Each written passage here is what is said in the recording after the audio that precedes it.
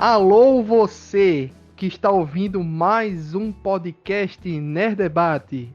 Aproveitando que os filmes do Ghibli estão na Netflix, estamos fazendo episódios especiais sobre cada filme em ordem de lançamento. Esse já é o 13º podcast.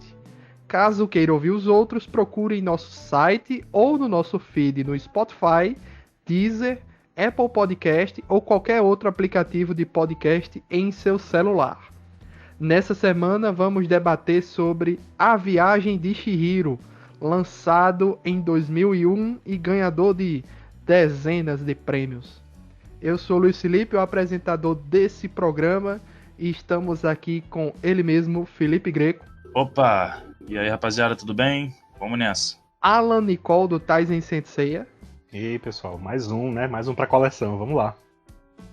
Denison Ghiseline, da AnimeX. Boa noite, gente. Será que esse é o Alice do País das Maravilhas do Estúdio Ghibli? Não podia faltar ele, Sérgio Peixoto, também da AnimeX. Bom dia, boa tarde, boa noite.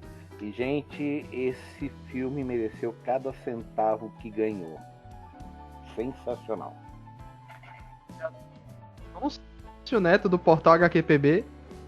Boa noite, pessoal. E tipo assim, falar de Viagem de Chihiro é meio que procurar os elogios que ainda não fizeram pra ele, né? Oh, nossa.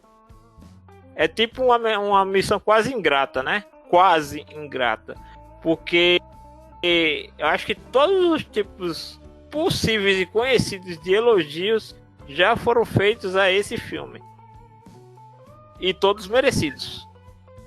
E vocês perceberam que a equipe do Ghibli está completa aqui, desde o início do programa, que às vezes falta um, falta outro, tal, a gente vai variando. Mas além da equipe completa, temos um convidado extra, dessa vez, um convidado especial. Um amigo meu que já gravou aqui sobre outros temas, já participou de entrevista aqui com Tati Maforte, com o Luiz Angelotti, e Digimon também, que ele sempre volta aqui para falar de Digimon, mas dessa vez ele vem falar sobre um tema diferente do de costume. Bruno Ranieri, que fez um TCC sobre A Viagem de Chihiro. Boa noite, Bruno, bem-vindo ao Nerd Debate, mais uma vez. Boa noite, pessoal, obrigado pelo convite mais uma vez, dessa vez com um tema diferente do que geralmente é, né? Mas é porque eu nunca entendi esse filme. E justamente por não entender foi que eu quis pesquisar mais. Aí eu descobri um negócio chamado Kishou Tenketsu, que quase ninguém sabe o que é. E foi um sacrifício fazer esse TCC, mas foi aprovado, eu tirei 10 e hoje eu tô aqui pra conversar o que eu descobri a respeito desse filme aí.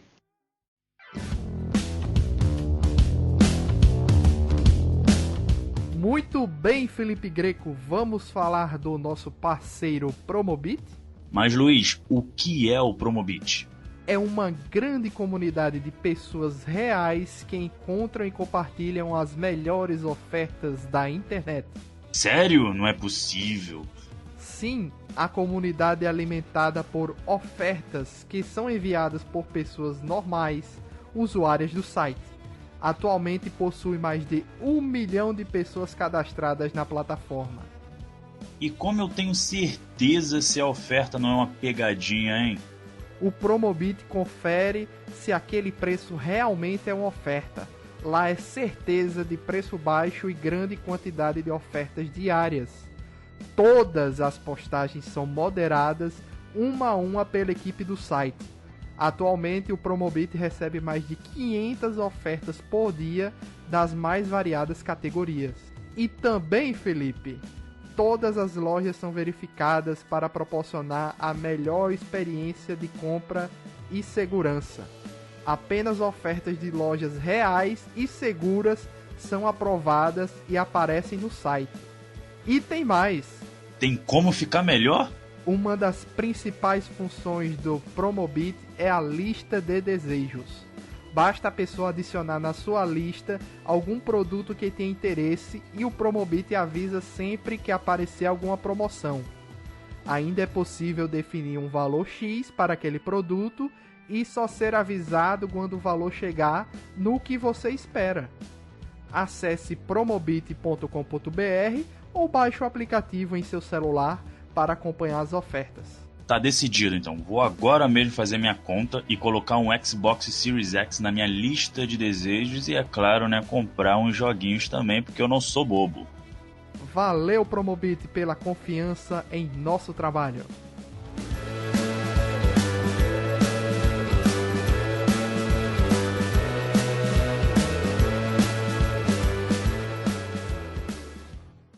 Começando aqui, eu queria falar sobre a dublagem, que tiveram algumas mudanças. Eu assisti dublado, amei, dublagem sensacional. Fui atrás de algumas informações e descobri que existia uma dublagem feita pela Delarte em 2002, que foi para cinema, VHS, DVD, TV paga e TV Cultura. Eita, Não sei se é a versão que os meninos viram, provavelmente. foi essa. Eu conheço só essa, inclusive. Eu via na Netflix, ela é uma redublagem, né? É. A Netflix Mas eu- tem uma redublagem de 2020 para entrar nesse catálogo novamente aí. E Meu foi Deus. pela MGE Studio e houveram algumas alterações que eu já vou explicar. Diga aí, Alan, continue. Não, tava pensando aqui se teve muita diferença da dublagem de uma pra outra agora. Porque eu assisti a antiga também, né? Na época, inclusive, foi pro cinema e tal. E eu sei que o elenco mudou, né? Obviamente. Mas questão de tradução eu não sei se houve alguma coisa muito relevante na mudança. Eu não Os percebi. dubladores Não permaneceram de um pro outro. A Priscila Amorim, que dubla a mãe da Chihiro, ela Uhum. permanece. Uhum. E a Selma Lopes, que dubla a Yubaba e a Zeniba. Ufa, que bom. É uma personagem São- importante. Importantíssima. Foi o que eu mais gostei na dublagem, foi a participação da Selma Lopes, né? E olha só, ela é dubladora, ela já fez a Marge Simpson, a Whoopi Goldberg. Hoje em dia ela tem 91 anos. E ela já foi casada com Mauro Fátio Gonçalves. Janúncio, quem é Mauro Fátio Gonçalves? Vamos ver se Janúncio tá atento aí. Mauro Fátio Gonçalves. Oh, eu tive um AVC, não existe muito na minha memória, não. Né, nessa Zacarias, pegadinha. ela foi casada com Zacarias. Ah, aí Pouca gente sabe o nome de verdade dele. É pegadinha do Luiz aí. você É. quer sacanear mesmo, né? Mas, tipo, o que é mais impressionante é ela ter 91 fucking anos de idade, né? Meu Deus. Já não, você imita o Zacarias aí pra gente. Eu não sei imitar, não. O Luiz é que às vezes tenta. Luiz já é que ganhei, já às ganhei, vezes já ganhei a tenta. noite. Já ganhei a noite. Só sei isso. Aí tem as alterações aqui, ó. A Chihiro, antes era da Ana Lúcia Menezes, agora foi da Ana Helena. O Haku é o mais curioso, que o dublador da primeira versão é o Felipe Drummond. Quem dirigiu essa segunda versão e escalou seu irmão Eduardo Drummond para substituí-lo no personagem. Kamagi era a Jomeri Pozzoli e agora é o Luiz Carlos Pesci. A Lin era a Yara Rissa e agora é a Flávia Sadi. O Bo era Eric Bonglo e agora é a Thaís Feijó. Capataz era o Elcio Romar e agora é o Ricardo Rossato. E o pai da Chihiro era o Clécio Souto e nessa versão da Netflix é o Guilherme Briggs. Inclusive faz uma voz mais grossa na Netflix, se vocês prestarem atenção, mas você identifica facilmente que é o Guilherme. Uhum. É um filme escrito e dirigido brilhantemente pelo Hayao Miyazaki. Já digo logo, Peixoto aí, que sempre todo filme fala pra mim, pra Felipe, vocês vão gostar muito desse filme, tal. É o melhor filme no Ghibli, na minha opinião. Até então. Eita. Subiu no meu conceito rapidamente, gostei do início até o fim, não achei com momentos de lentidão, amei, de tudo. Inclusive... Sabe que esse é o único anime que ganhou o Oscar até hoje, né? Sim, tá aqui nas informações, já a gente chega nas premiações. Miyazaki escreveu o roteiro após decidir que a história seria baseada na filha de seu amigo, Seiji Okuda, produtor associado do filme, que tinha 10 anos à época. No caso, a filha dele tinha 10 anos na época. E a garota fazia visitas frequentes à casa do diretor todo o verão. Miyazaki estava trabalhando em 2 projetos diferentes, mas ambos foram deixados de lado para priorizar a produção de Chihiro. A produção do filme começou em 2000 com um orçamento de 1,9 bilhões de ienes, que daria 15 milhões de dólares na época. Já já vocês vão ver o quanto ele faturou, vocês vão ver como esse filme faturou mundialmente. Esse foi Ah. o filme que mais faturou na história do Japão inteiro, até hoje. Não foi nem batido sei, pelo... Segura aí, segura que vai chegar lá. Não, Eu nem mas isso sei o número, inclusive. não foi batido pelo Makoto Shinkai, não? Nos filmes dele? Não. Caramba. A gente chega lá. A 13ª produção do estúdio Ghibli e a 7ª realizada pelo Miyazaki dentro do estúdio, né? Vamos lá, a produção, ela tornou-se a mais bem-sucedida da história do cinema japonês, né? Ela conquistou, olha aí, hein? Presta bem atenção, mais de 347 milhões de dólares mundialmente. Nossa. Isso no ano de 2002 para 2003. Que impressionante. Lá no Japão, o filme, na época, desbancou Titanic como a maior bilheteria de todos os tempos. O total foi de 30,8 bilhões de ienes. E falando mais assim da crítica, né, a obra ela é frequentemente citada como uma das melhores da década de 2000, né? Todo mundo aqui eu acho que concorda. E é uma das melhores animações de todos os tempos. Sim, sem dúvida nenhuma. O filme ganhou 35 prêmios, galera. Entre os quais inclui o Oscar de melhor animação, né, no ano de 2003. Tornou-se o primeiro e único filme desenhado à mão e que não tinha o inglês como língua original a vencer essa categoria. Muito Quando eu vi essa justo. informação, achei estranho. Aí eu fui pegar a lista, realmente, ou vai pra Pixar, ou vai pra Disney, que depois a Disney comprou a Pixar, né, mas whatever. Então fica ali entre Toy Story, não sei o que, Disney e tal, fica sempre entre as mesmas coisas, né. Foi uma exceção já naquela época, e merecido, claro, né. Mas é claro, a gente sempre, todo ano a gente comenta aqui, que sempre tem um filme japonês, sempre tem um que merecia mais do que o filme americano, mas não leva. Mas Chihiro foi o primeiro e único por enquanto, né? Em 2002, né, o filme ele dividiu o prêmio Urso de Ouro no Festival de Berlim com Domingo Sangrento. E no momento se encontra entre os 10 mais votados da lista de filmes que deveriam ser assistidos até os 14 anos. Olha isso, curioso. Que é compilada pelo British Film Institute, né? Em 2016 foi eleito o 4º melhor filme do século XXI. Tá certo? Tá, né? Que nem terminou ainda. Isso, exatamente. Por 130%, olha lá, vamos lá. 177 analistas de cinema ao redor do mundo, ouvidos pela BBC, sendo a animação melhor posicionada na lista. E no ano seguinte... Vamos lá, mais coisas. Foi ainda mais. Foi selecionado como o 2º melhor filme do século XXI até então, pelo jornal The New York Times. Olha só, hein? Meu Deus. Na verdade, só algumas coisas pitorescas que levaram o Miyazaki a focar nessa criação, né? Porque ele passava as férias em uma cabana nas montanhas. Oh, que coisa boa, viu? Né? Com a família dele e mais 5 jovens amigas. Devem ser provavelmente amigas da filha dele, alguma coisa assim, imagino. Né? Deve ser criança. Né? Aí, a viagem de Chihiro surgiu com a ideia de criar um filme que ele pudesse dedicar para essas pequenas amigas, né? Que ele já tinha feito o Totoro, já tinha feito a Kiki, né? Mas era mais focado para criança mesmo, abaixo de 10, né? No caso do Totoro. Ou Kiki, que é para adolescente mesmo, né? Então tinha um buraco ali que ele não tinha preenchido com nada, né? E aí o que ele fez? Para tentar se inspirar, ele começou a ler a revista Nakayoshi e Aribon. Para vocês que não conhecem, Nakayoshi e é onde saía Rearte, onde saía quase todas aquelas historinhas mais femininas do Clamp, né? É uma revista para... Os filmes anteriores eram para meninos e adolescentes. Exato. Mas ele queria um filme para meninas de 10 anos, né? Daquela idade. Exato. Aí o que aconteceu que a Aribon é também uma revista para adolescentes, né? Comentou aqui na Kiki, não foi da Ribbon?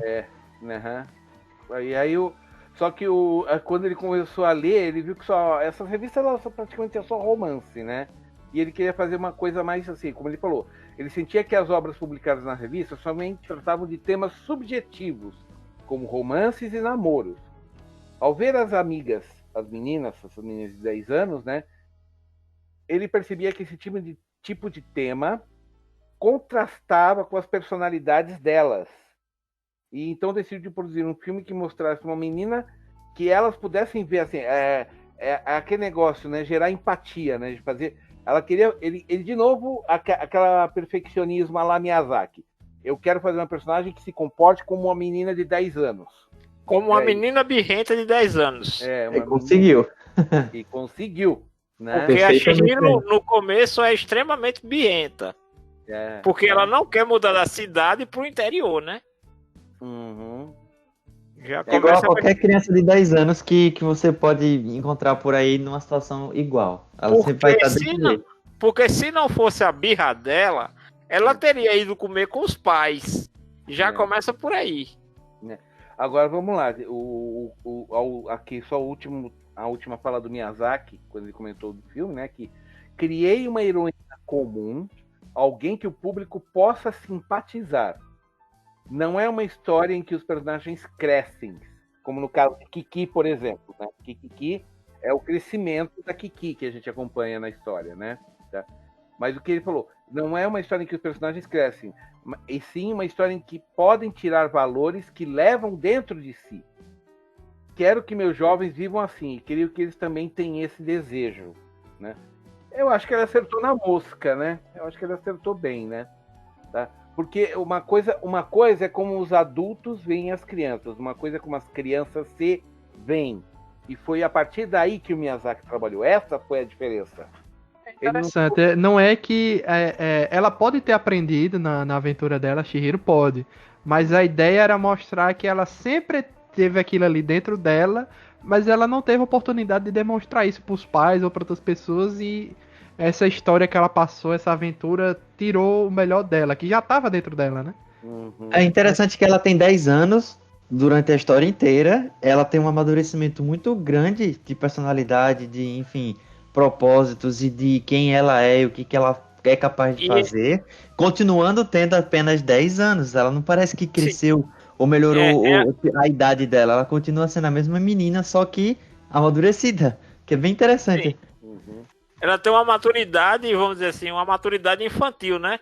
Tipo, ela não deixa de ser a mesma pessoa, porque aquilo vamos dizer assim, que desperta ao longo da animação, ela já carregava dentro dela. Então, assim, a generosidade que ela tem, a empatia que ela tem, tudo isso é muito simplório para uma criança de 10 anos. Não é como se ela, com 10 anos, se tornasse uma adulta no corpo de criança, não. E isso é o que cativa, né? Total. O Miyazaki ele queria fazer um novo filme há muito tempo, né? Então ele escreveu 2 projetos, porém ambos foram interrompidos. O primeiro era baseado no livro japonês Kiri no Moku no Fushiginamachi, e o segundo se tratava de uma heroína adolescente. Aí houve uma terceira proposta, né, do Miyazaki, que esse sim acabou virando a Viagem de Chihiro que a gente conhece, né? As 3 histórias giravam em torno de uma casa de banhos termais baseada em uma que existia aqui de verdade lá na cidade natal do Miyazaki, né? Então ele pensava que era um lugar misterioso, com uma pequena porta junto às banheiras, e era curioso, ele tinha curiosidade para saber o que havia nelas, né? Então ele terminou criando várias histórias a respeito disso, uma das quais serviu de inspiração para criar a casa de banhos que aparece no filme. Inclusive, muita gente na internet que vai pro Japão, assim, os otakus, né, mais fãs do Ghibli, costumam procurar as referências visuais, né, do filme, arquitetura e tal. E eu lembro de já ter visto fotos dessas casas de banho também, desse tipo de arquitetura usada na casa de banho, inclusive. E o que acontece dentro da casa de banho? Alguém tem essa resposta? Basicamente. Diga aí. Para os japoneses, Para os japoneses existe aquela ideia de que o banho também purifica, ajuda a, enfim, limpar a alma, etc. E existem as onsen, que são mais modernas de hoje em dia, dentro de cidades grandes como Tóquio, Osaka e tal, que é aquela casa de banho que tem os espaços com as piscinas com água bem quente, termal para você se banhar e tal. Tem a parte feminina, a parte masculina. Em alguns lugares do interior, muito antigos, tem casas de banho que são bem próximas do que é no filme mesmo, que são aquelas casas tradicionais bem maiores, que eram hotel ao mesmo tempo também, e que recebe às vezes banho misto, que é todo mundo junto, homem e mulher.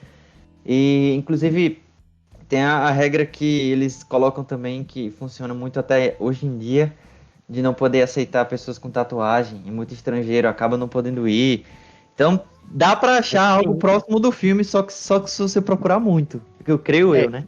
Eu pesquisei na época que eu fui, não sei se o Denison foi quando ele, né, ele viajou pra lá também, mas assim, hoje em dia as casas de banho, elas, né, especialmente essas que são junto de hospedaria, onde o pessoal fica lá, né, na beira na base do Monte Fuji, por exemplo, enfim, essas mais temáticas, né, eles preparam banhos individuais, a pessoa também pode ficar individualmente num espacinho se ela tiver tatuagem, né, também pode ter essa questão, e também existe até um adesivo, uma coisa assim, que você adere à pele e cobre as tatuagens também, um adesivo que pode ser molhado, sabe? Que também pra pessoa não... isso é uma coisa mais moderna, é uma coisa mais atual que eu fiquei sabendo. Na época que eu fui, viajei, eu pesquisei e li um pouquinho a respeito sobre isso. Mas eu nunca fui.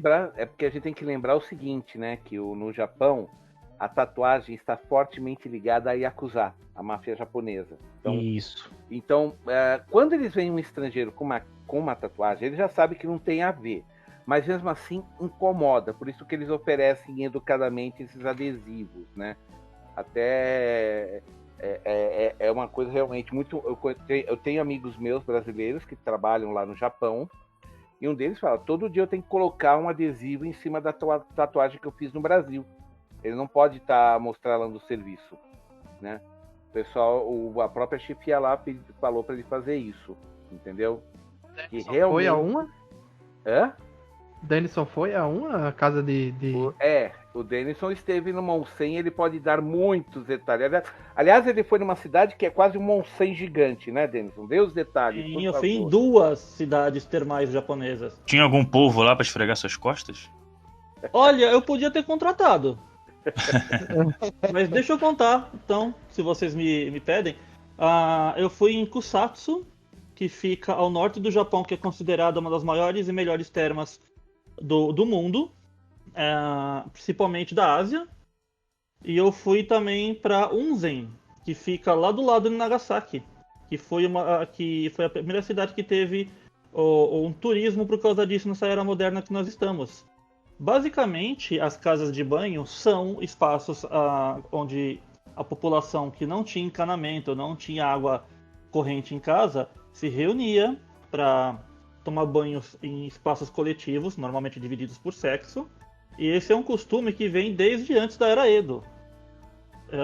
Antigamente, as casas de banho tinham, ainda hoje, na verdade, possuem aquecimento por lenha. Você entrava num espaço onde você tinha que se ajoelhar para entrar, porque o vapor não podia escapar, eles mantinham aquele vapor para manter a casa quente. E era um espaço que ia tanto o camponês quanto o comerciante como a pessoa mais importante da cidade. Era um espaço comunitário, era onde as pessoas se reuniam no final do dia para conversar. Mais ou menos nos anos 40, anos 50, que teve o grande boom econômico japonês, essas casas de banho estavam em alta.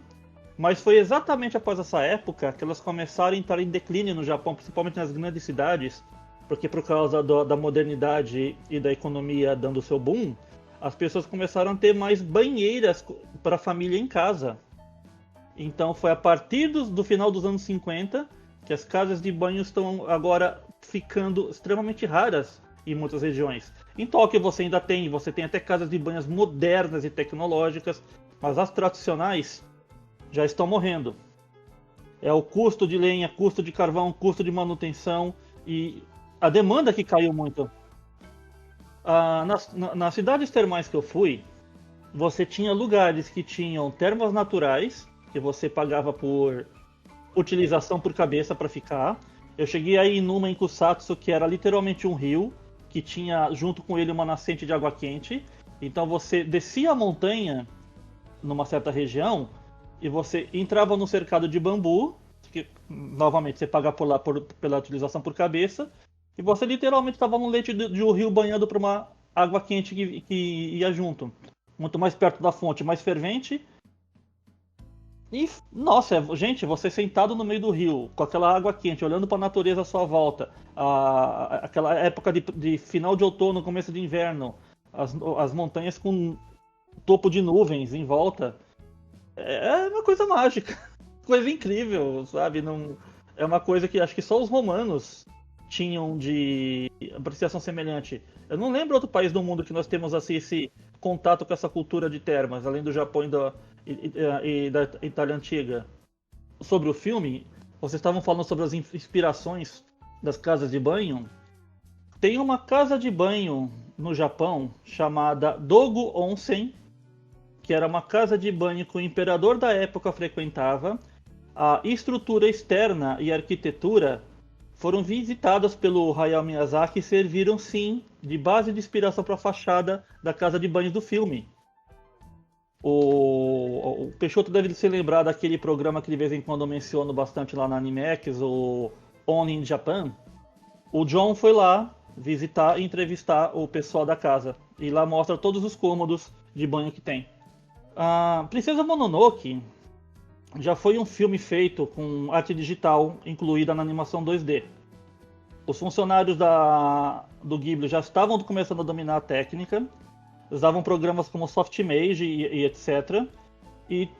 Mas ainda mantiveram a tradição da animação 2D nos filmes, usando o 3D quando fosse realmente necessário para mostrar uma cena específica ou uma animação que combinasse com uma perspectiva que precisasse desse 3D mais fluente. Cada personagem foi praticamente todo desenhado à mão nesse filme, como já era esse costume de fazer. Ainda é um filme tradicional, mesmo com a modernidade chegando.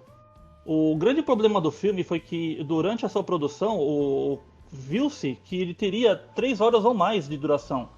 E o Miyazaki se viu triste tentando cortar o filme e adequar ele para um formato cinematográfico. No final das contas, ele estava mais preocupado com a personagem principal, com a Chihiro. Talvez ela fosse monótona, talvez ela fosse chata aos olhos do público que ele queria pôr. Mas conforme o filme foi sendo montado, foi sendo estruturado no seu formato final, ele acabou vendo que a personagem estava muito bem, que combinava com as ideias originais que ele queria, e acabou saindo essa obra que talvez fosse muito diferente se ela tivesse que manter essa estrutura original. A personagem pode não parecer divertida, pode não parecer assim aventureira como a gente esperava num filme ocidental, mas ela foi tudo aquilo que ele queria mostrar do jeito que vocês falaram do começo. Ela é Acabou sendo uma personagem real, porém ainda muito carismática. Também, né? Que assim, ele conseguiu cortar o filme de uma maneira que não fizesse nada fizesse falta pra gente, né? 2h05. E... Se botar 5 minutos de crédito final, 2 horas de filme, né? E tem muita discussão sobre as versões que foram para os Estados Unidos, porque houveram cortes em filmes anteriores que a Estúdio Ghibli negociou, se não me engano, com a Disney para fazer a exibição. E na Viagem de Chihiro também diz que parece que ele brigou muito para não cortarem absolutamente nada, para manterem todo o tempo do filme. Antes ou depois do Oscar? Eu creio que antes do Oscar, se não estou enganado. Mas veja bem, outra coisa que aconteceu foi que tem uma entrevista do New York Times de um cara, acho que o nome dele é Robert, que entrevistou o Miyazaki para falar sobre por que o filme A Viagem de Chihiro parece que é um filme que tem espaços vazios e cenas de contemplação, de observação sem diálogo, com só a música de fundo e a animação rolando de um jeito não tão apressada, e que por que ele assiste de repente um Toy Story, um filme americano, uma animação comum, compara com o que o Miyazaki faz, e parece que o Miyazaki não tem frescura em dar espaço para respirar durante os filmes, né?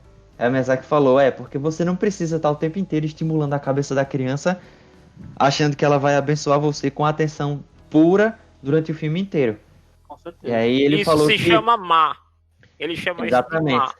Exatamente. Essa é a ideia que ele explicou lá, o conceito de vazio e de espaço para respirar, espaço para entrar, que é uma parte da filosofia do pensamento japonês. Tem um kanji para isso, né, que significa espaço entre uma coisa e outra, um vazio, que justamente dá essa sensação que ele coloca em cenas do filme, né? Tem várias cenas específicas, inclusive uma que ela tá comendo um bolinho, olhando pra lua, na varanda do quarto lá. Do alojamento.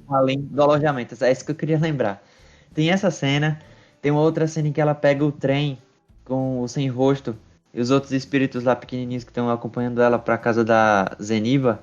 Que é uma cena também que tem mais de 2 minutos, se eu não estou enganado, e não tem nenhum diálogo quase. Não, Só na a verdade, trilha ali sonora. é muito mais que 5 minutos. Viu? Eu não lembro bem a duração, mas é muito tempo de cena. Você simplesmente curte a viagem de trem com ela. Essa é. Legal que eu não sei se é Exatamente. proposital ou não. Em One Piece tem também um trem, tem um arco de One Piece onde tem o trem que anda sobre as águas. Não sei se é uma talvez. referência direto a Chihiro, né? É possível. É possível. Aí, só que ao mesmo tempo, essas cenas, elas são um intervalo de respiro pra você. Processar Sim. o filme, né? Exatamente, é um processar do filme que ao mesmo tempo deixa que o filme entre em você, porque naquela cena, inclusive, vários sons novos aparecem, várias coisas que não tem explicação, espíritos que são só sombras, gente que desce na estação, gente que entra no trem, letreiro. Tem uma cena que me chamou a atenção nessa sequência aí, que é quando eles chegam numa estação que desce todo mundo e fica um espírito como se fosse uma menininha, que o trem vai embora e ela continua na estação sozinha. Como se ela tivesse esperado alguém e alguém não desceu. Exatamente, e aí, só que isso é você que tem que se deixar que a história entre em você. Você que tem que absorver tudo isso aí, porque o filme não fala, o filme não conta, o filme só mostra. E é um intervalo pra você respirar e absorver a viagem que a Chihiro faz, né? Que, na verdade, o nome do filme não tem nada a ver com a viagem de Chihiro no original. É Spirited Away, era isso que eu ia perguntar. Qual é o título? Eu sei o A título. adaptação legal, a real adaptação do título. O nome seria original do filme, em japonês, não tem nada a ver com nem Spirited Away, nem nada. É Sen to Chihiro no Kamikakushi. Que é Sen e Chihiro. Sen é o nome que ela ganha no filme depois que ela ganha não, né? Que o nome que fica depois que o nome dela Que é roubado. a Baba adota, né?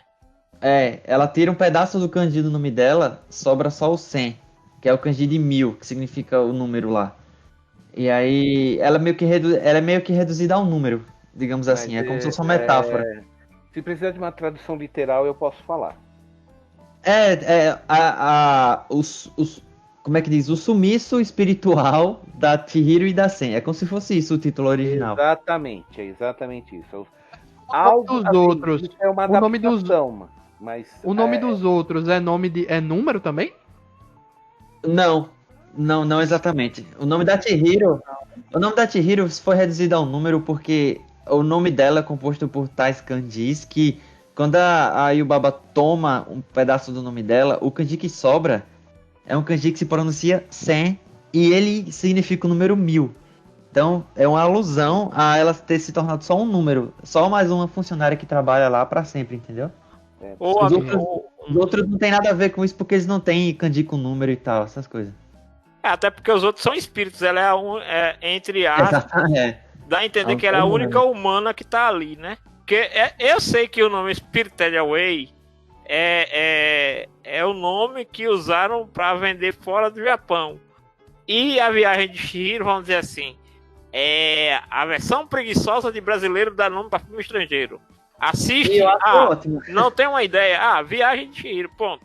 Não, é legal, é um nome É legal ótimo. também. Pra Ó, mim, melhor eu- que o Spirited Away, inclusive Exatamente.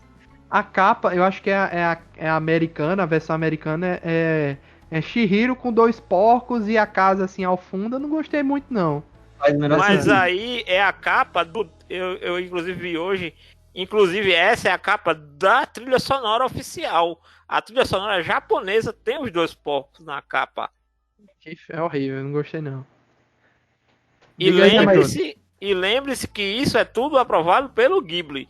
Não é porque a Disney pega para distribuir depois. Porque você lembra que depois do Oscar, a Disney fez um acordo com o Ghibli para ela mesma distribuir todo o conteúdo da Ghibli fora dos Estados Unidos, quer dizer, fora no Ocidente, para que não ocorresse mais do Ghibli poder concorrer ao Oscar. Foi uma sacada para a Disney não perder mais pro Ghibli. Eles fizeram uma sacada comercial. Embora o Miyazaki faça questão de que eles não cortem nenhum pedaço. Tem até uma Sim. história aí que o Miyazaki enviou uma espada Foi, a gente já falou dessa história. Ele já comentou É essa uma história. parada aí, uma parada dessa aí. Mas o que acontece? O título do filme, ele revela. Ele dá um spoiler estranho sobre o fato de ter duas personagens no título, né? O Sen e Chihiro, que é exatamente assim que tá escrito. Só que você começa a ver o filme, se você for japonês ou morar no Japão, né, e nunca ter visto, você não sabe quem é Sen. Você só descobre durante o filme que o nome dela acaba se tornando esse. Então, é meio que como se o filme tratasse de duas pessoas que são uma só. Você só descobre assistindo isso. E essa nuance de ter duas pessoas, mas que são a mesma, mas que é uma pessoa que perde o nome e se descobre sobre si mesma durante o processo de amadurecimento da trama, é um negócio que fica muito pra... Essa brincadeira com o nome é muito comum do Japão fazer, né? Aqui a gente não tem isso, mas A Viagem de Chihiro é um título que eu acho que adaptou muito bem, faz muito sentido e já meio que me impregnou na cabeça do público daqui já. Eu já chamo assim sempre. Pra mim é comum, é melhor do que o título americano, inclusive. Para a criação de algumas edificações no mundo dos espíritos, Miyazaki se baseou em estruturas reais que aparecem no Museu de Arquitetura ao Ar Livre Edo Tóquio, em Koganei ou Kogamei. Enquanto trabalhava no filme, ia sozinho ao museu para se inspirar. Miyazaki sempre esteve interessado no estilo pseudo-ocidental dos edifícios da Era Meiji. Lembrando que a Era Meiji é quando o Japão se abre para comercializar e fazer relações diplomáticas com os países do Ocidente. No estilo pseudo-ocidental dos edifícios da Era Meiji que se encontravam ali no museu que ele visitava para se inspirar. O museu o fazia sentir nostálgico, especialmente quando estou sozinho, isso é uma citação do Miyazaki, especialmente quando estou sozinho nas tardes, perto de 1 hora para fechar o sol se pôr, e ele se emocionava, né? Ele dizia que se emocionava e ficava muito nostálgico, ao ponto de chorar, né? Pelo ambiente. E se a gente for ver, quando eles entram naquele mundo, não sei se o quanto aquilo ali tem de referência real, mas quando você presta atenção, quando o pai da Chihiro, eles saem do túnel e dizem, isso aqui era um parque temático como outros que tinham na década de 90 e que faliram por uma questão econômica, e esse aqui parece que foi abandonado e tudo mais. É a maneira que ele entendeu aquela estrutura, né? Então ali é como se fosse um espaço de transição entre o mundo dos espíritos e o mundo real. Eu também me lembrei de um anime que não tem nada a ver com o estúdio Ghibli, mas que trata dessa questão do mundo dos yokais e do mundo dos humanos. Tipo, são mundos que se sobrepõem e que, na verdade, eles coexistem, sendo que os humanos não podem ver os yokais, mas os yokais podem ver os humanos. É aquela minissérie chamada Caras. Acho que Denison ou Peixoto já viu. Eu achava que ele tava falando sobre Natsume Yuujinchou. Caras, aquela animação boa pra caramba? Exatamente. Sim, maravilhoso, Caras. Acho que é da Tatsunoko. Da Tatsunoko, sim. Isso. Fantástico, Caras. Fantástico. Porque é exatamente aquela ideia que os mundos, eles coexistem, né? Na Viagem de Chihiro, eu me lembrei de uma obra ocidental que não tem nada a ver, mas ao mesmo tempo tem tudo a ver com o conceito. Por exemplo, eu não sei se aqui vocês leram ou ouviram o filme Stardust, que é baseado num livro do Neil Gaiman. O Neil Gaiman disse que como é que ele criou o Stardust? Ele foi fazer um piquenique com a esposa e ele foi para uma estrada lá na Inglaterra e parou embaixo de um carvalho. Nisso ele viu que no campo tinha uma muralha que delimitava a propriedade que eles estavam de outra propriedade. Ele foi até essa pequena muralha bem rústica, de pedras sobrepostas, e ele viu que tinha um buraco. Aí ele olhou para aquele buraco e imagina se do lado de lá, na verdade é o mundo de fantasia, é o mundo das fadas. Então me lembrei muito desse momento que o Neil Gaiman usou para criar Stardust, com aquele momento em que a família de Chihiro sai do túnel. Como aquele túnel sempre esteve ali. Ele não brotou do nada. Aquela estrutura... Eu tenho uma pergunta aí de quem prestou atenção que eu não voltei pra ver isso. Quanto tempo mais ou menos passou entre eles entrarem e sair? Porque eu não lembro se estava tudo coberto de mato daquele jeito quando eles entraram. Alguém... Não estava. É assim, o tempo passou do lado de fora, mas para os pais da Chihiro, o tempo não... É como se eles tivessem entrado e saído. Tanto é que por isso que eles se espantam ao ver o carro todo sujo, cheio de folhagem. Porque lembre que ali a entrada do túnel está no bosque, né? Então, normalmente a folhagem caiu, não é que nasceram trepadeiras em cima do carro.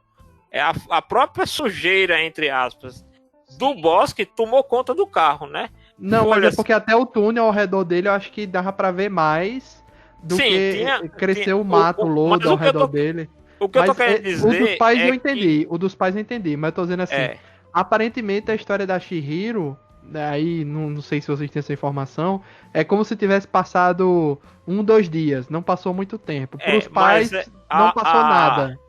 Com certeza é mais de um dia, mas o que eu tô querendo dizer é que pra ela, não foi como, por exemplo, tipo, se passou 1 ano, 2 anos, não foi isso. Se passou ali, vamos dizer assim, 5 dias, 1 semana, mais ou menos.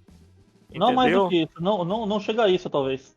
Talvez não chegue nem a esse tanto, sendo que pros pais dela, aquele tempo não passou. Agora, aquela parte que é a parte que, vamos dizer, que tem uma ligação direta com o mundo espiritual, ele teve uma mudança, porque você lembra que tinha o lago, aumentou o nível do lago, depois ele baixou, né, para ela poder voltar. Você lembra que no começo, quando chega a barca com todos os yokais, ela tenta voltar, entra na água e depois sai. Então se formou todo um lago ali ela já estava literalmente no mundo espiritual, né, e ela não conseguia mais voltar a partir daquele ponto ali que é depois da ponte, que eu acho também que a ponte tem um significado. Talvez o Bruno aí possa dizer, concluindo aqui para concluir, né? Outra fonte de inspiração foi Notoya Ryokan, uma pousada tradicional japonesa da província de Yamagata, famosa por sua arquitetura e elementos ornamentais.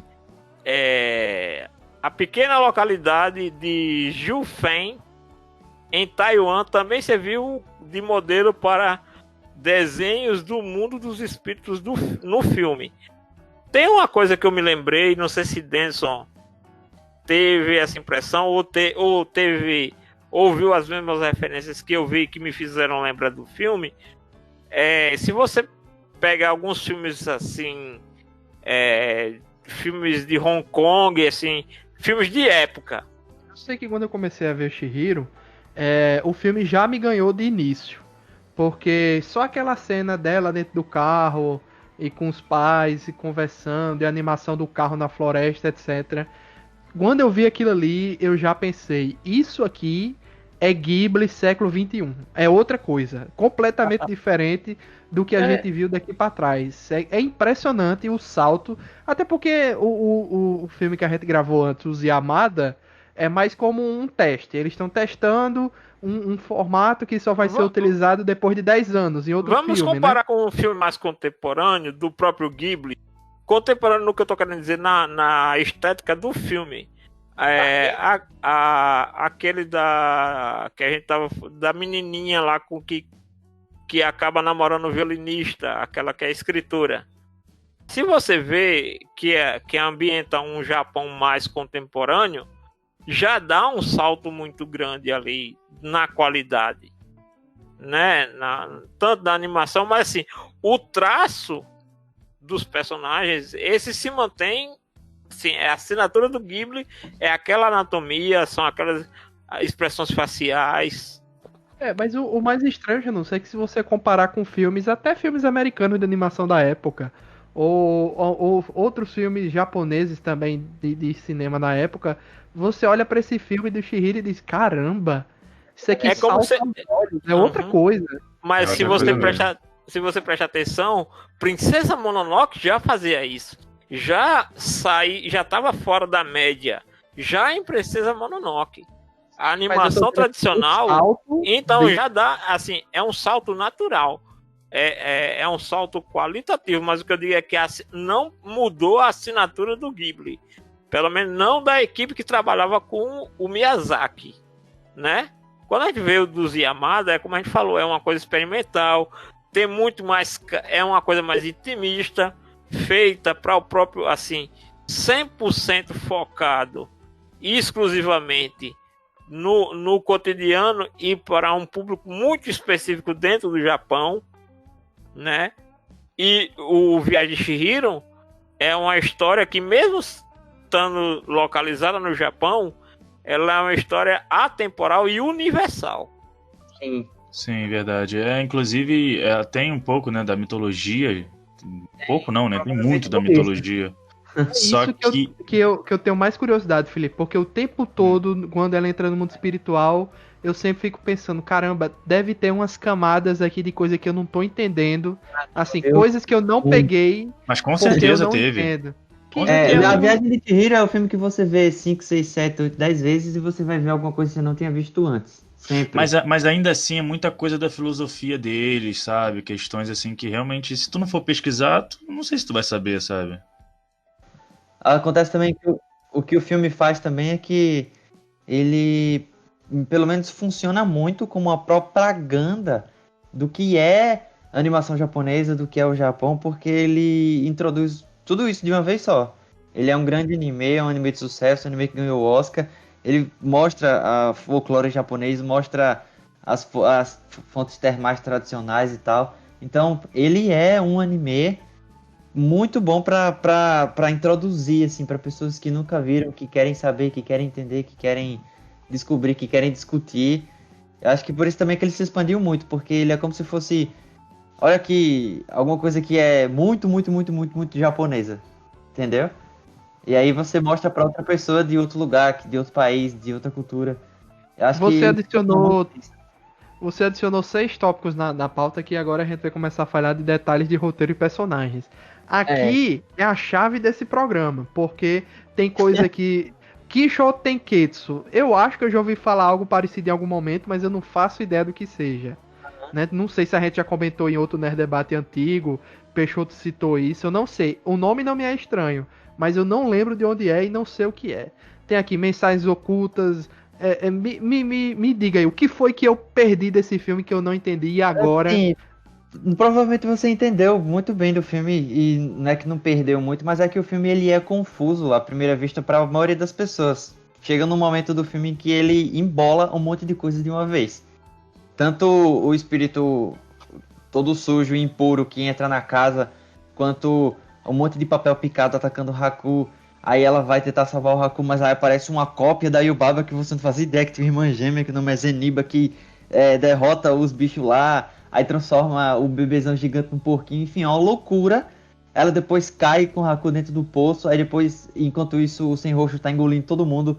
E todo melequento, sujando tudo. E depois ela dá o bolinho que tinha recebido do espírito. Metade pro Haku, metade pro Sem Rosto. O Sem Rosto vomita. Vai seguindo ela pra ir até a casa da Zeniba, que ela pegou a passagem com o Kamaji. Ou seja, é uma loucura. Muito doida. Respira, Brunão. Mas o filme o terceiro ato é muita coisa de uma vez. Assim, muita coisa aparece do nada. É justamente isso que você tava falando, é o Kisho Tenketsu, é o terceiro ato. O Ten, porque o Kisho Tenketsu, ele tá dividido pelo hífen, né, que eu coloquei aí, Kisho, Ten e Ketsu. Cada um deles são um ato que o filme tem, e geralmente a narrativa são dividida quatro em 4 atos, no caso. Justamente, esse terceiro ato, que foi justamente o que você percebeu, Felipe, que é o mais doido, é o mais importante, porque ele é o que constrói a tensão emocional do filme.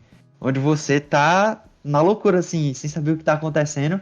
Novos elementos estão sendo colocados na sua frente o tempo inteiro. Coisas que são aparentemente externas ao que você já conhecia entram na sua frente e você vai tentar descobrir o que é. E é nessa hora que o filme, enfim, desenrola o máximo possível. Para o encerramento, que é um encerramento... que, não sei se vocês vão concordar, mas ele é um encerramento em aberto. Esse filme ele encerra de um jeito muito aberto, muito reflexivo. É um convite para você refletir sobre o que você entendeu de tudo que ocorreu. O filme acaba e dá tudo certo, dá tudo bem, tá tudo ok, mas ao mesmo tempo não houve uma batalha final, não teve uma luta, ninguém derrotou ninguém. Um final tranquilo, né? E tendo como e você é estimulado a ficar imaginando daqui pra frente como será que é a vida da Chihiro, né? O conflito, quem resolveu toda a desarmonia daquele mundo foi a própria Chihiro. Se você entender aquela casa de banho como um mundo. Tanto é que quando o Haku chega pra Baba, ele chega. Você perdeu algo importante e nem percebeu. Quer dizer, ela como uma personagem, provavelmente uma personagem folclórica do Japão, do folclore japonês, ela não perceber que perdeu o próprio filho, mostra o quanto ela estava em desarmonia. E o Sem Rosto, se você analisar, é um personagem que tem inúmeras interpretações, independente se você conheceu ou não o papel dele dentro do folclore japonês. Inclusive, uma interpretação que eu acho válida dele é aquele tipo assim, que até mesmo a gratidão exacerbada é prejudicial. Você vê que ele é um espírito que tenta agradar por estar sozinho, e aí é quando a Chihiro fala com ele, e ele, eu estou sozinho, eu preciso de alguém, eu preciso da 100. Ela que... E se você vê, quando ele encontra com ela na ponte a primeira vez, ele fica parado, porque ele foi o único espírito que percebeu que ela era uma humana antes dela respirar. E ele ficou parado na ponte até ela voltar no mesmo lugar. Ele é um espírito que é interessante, porque como ele é sem rosto, ele não tem personalidade, ele não tem característica, ele é estimulado pelas características e personalidades ao redor dele. E a Chihiro, ela é notoriamente diferente de todo mundo nesse filme. Ela não tá interessada em ouro, que os bonecos todos lá ficam correndo atrás do ouro que nem uma doida. Ela não sabe trabalhar, ao mesmo tempo tem que aprender. Ela também, ao mesmo tempo, não tá afim de comer, sei lá, aquela largatixa tostada lá, que sei lá o que é aquilo no que filme. Aquilo ali na verdade, é um amuleto em outras séries. Justamente, eu vi aquilo como um amuleto. O tio do Jack Chan usa, inclusive, com Baiacu. Quais são as chances de ter uma galera ali que não são espíritos, mas são humanos que foram do mesmo jeito dela? A Arin, por exemplo, é o que talvez a gente imagine que é isso, né? Porque a gente enxerga ela como uma Chihiro que passou pelo mesmo que a Chihiro tá passando, se estabeleceu lá e ficou, né? Dá a entender que é isso. Mas ao mesmo tempo também a gente... vários traços diz pra ela vir ajudar a Chihiro, porque ela já passou por aquilo ali, no caso. Meio que como se fosse alguma coisa assim do tipo. Como se é muito comum que uma criança de repente se perde ali naquele mundo e acaba tendo que ser absorvido como alguém que vai trabalhar na casa e tal, e acaba virando chegando lá por acidente ou não. Meio que como se fosse algo normal. Tanto que as pessoas lá se espantam um pouco com o fato dela ser humana, mas ao mesmo tempo nem tanto, sabe? Não é um alvoroço tão grande assim. Tanto que ela começa a trabalhar, enfim... E tem uma pegadinha lá, que o Haku, quando ele chega, diz, porque tem o cheiro do humano lá, que incomoda os espíritos, né? Aí o Haku vai e fala, mas se ela passar aqui uma semana ou duas comendo da nossa comida, isso aí não vai incomodar mais. Já anunciou, 3 dias. 3 dias, tá. Comendo da nossa comida, então, assim, é porque ela ali é literalmente um corpo estranho naquele mundo, né? Ela não é um yokai, ela não é um espírito, então ela é como se fosse um corpo encarnado num mundo desencarnado. E com o tempo passando, o pessoal chamando ela só como Sen, ela quase esquece dela de verdade, né? Ela esquece o nome dela e ela vira ali, esquece os pais, esquece a vida normal e ficaria por ali como muita gente aparentemente passou pela mesma coisa, né? E assim, ali tem uma pegadinha com o lance do nome, porque é o seguinte, o Haku tinha esquecido o próprio nome e ficou preso lá. Então, qual é a sacada da Baba? Ela faz o contrato e ela rouba o nome e dá um outro nome. À medida que a pessoa vai ficando lá, vai perdendo o nome. Então, o Haku não esqueceu o nome da Chihiro e a Chihiro lembrou do nome verdadeiro do Haku, né? Uma- Quando eles Uma lembram, sorte danada. Ou não, né? né? Mas Quando ele ela sempre lembra foi um espírito, né? do nome, Teoricamente sempre foi um espírito. Assim, o Haku sempre foi um espírito. Tem vários espíritos nesse filme inteiro que às vezes são, assim, para a maioria das vezes quando a gente vê eles parece que são aleatórios, mas alguns não. Simplesmente são bem colocados assim e são referências a yokais mesmo antigos que, enfim, os japoneses acreditavam e histórias folclóricas que a gente quase nunca tem acesso e quando tem acesso, assim, é muito raro. A gente conhece, por exemplo, o Nekomata, que é o gato com o rabo bifurcado. Enfim, tem vários que a gente sabe O easter egg do Totoro, que é as fuligenzinhas, né? Exatamente. E também tem a questão que lembra aquele personagem mais gordão que entrou no elevador com ela? Sim. Parece que é uma referência, eu vi isso em algum lugar, não lembro bem exatamente aonde. Acho que foi um cara que também é especialista em folclore japonês, ele fez uma live no Instagram outro dia desses. E ele discutiu sobre isso, que ele parece que é um espírito da seda, do bicho da seda, que ele traz sorte, traz, enfim, ele atrai bons fluidos e tipo, não sei exatamente por que foi escolhido pra colocar ele lá, mas ele é o que entra no elevador junto com ela, abre a porta pra ela quando chega no andar certo, ela cumprimenta ele e tal, sem dar uma palavra. Tudo certo, né? Deu tudo certo também. Então, mas ao mesmo tempo também, não só ele, mas tem vários outros espíritos e yokais que estão colocados ali na história que a gente nem faz ideia de onde vem, mas que é muito interessante e que deve ter um background que a gente não conhece, de alguma lenda antiga, de algum conto, que os japoneses devem entender, ou às vezes até nem tanto, e que o Miyazaki resolveu colocar, e que isso é exercício para você continuar vendo o filme várias e várias vezes e ir descobrindo. Por exemplo, nas primeiras cenas, quando ela tá na própria frente da sede da fonte termal lá, na sede não, na entrada, aquele painel gigante que você tem, a entrada com vários andares, com aquela ponte vermelha, sabe? Tá entardecendo, e aí ela olha pro lado e o Haku tá olhando para ela dizendo: o que é que você tá fazendo aqui? Você tem que sair daqui antes de anoitecer.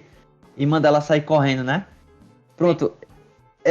Eu tive uma leitura totalmente diferente disso depois de ter visto Kimi no Na wa, por conta do Katawari Doki, que é aquele momento do pôr do sol onde é o momento em que dois mundos podem colidir, podem se unir, e aí o Taki encontra a Mitsuha, que já estava morta teoricamente, mas ao mesmo tempo não, e aí eles se encontram num lapso de tempo muito curto, entendeu? E aí eu percebi isso quando eu assisti de novo agora para fazer o TCC, né?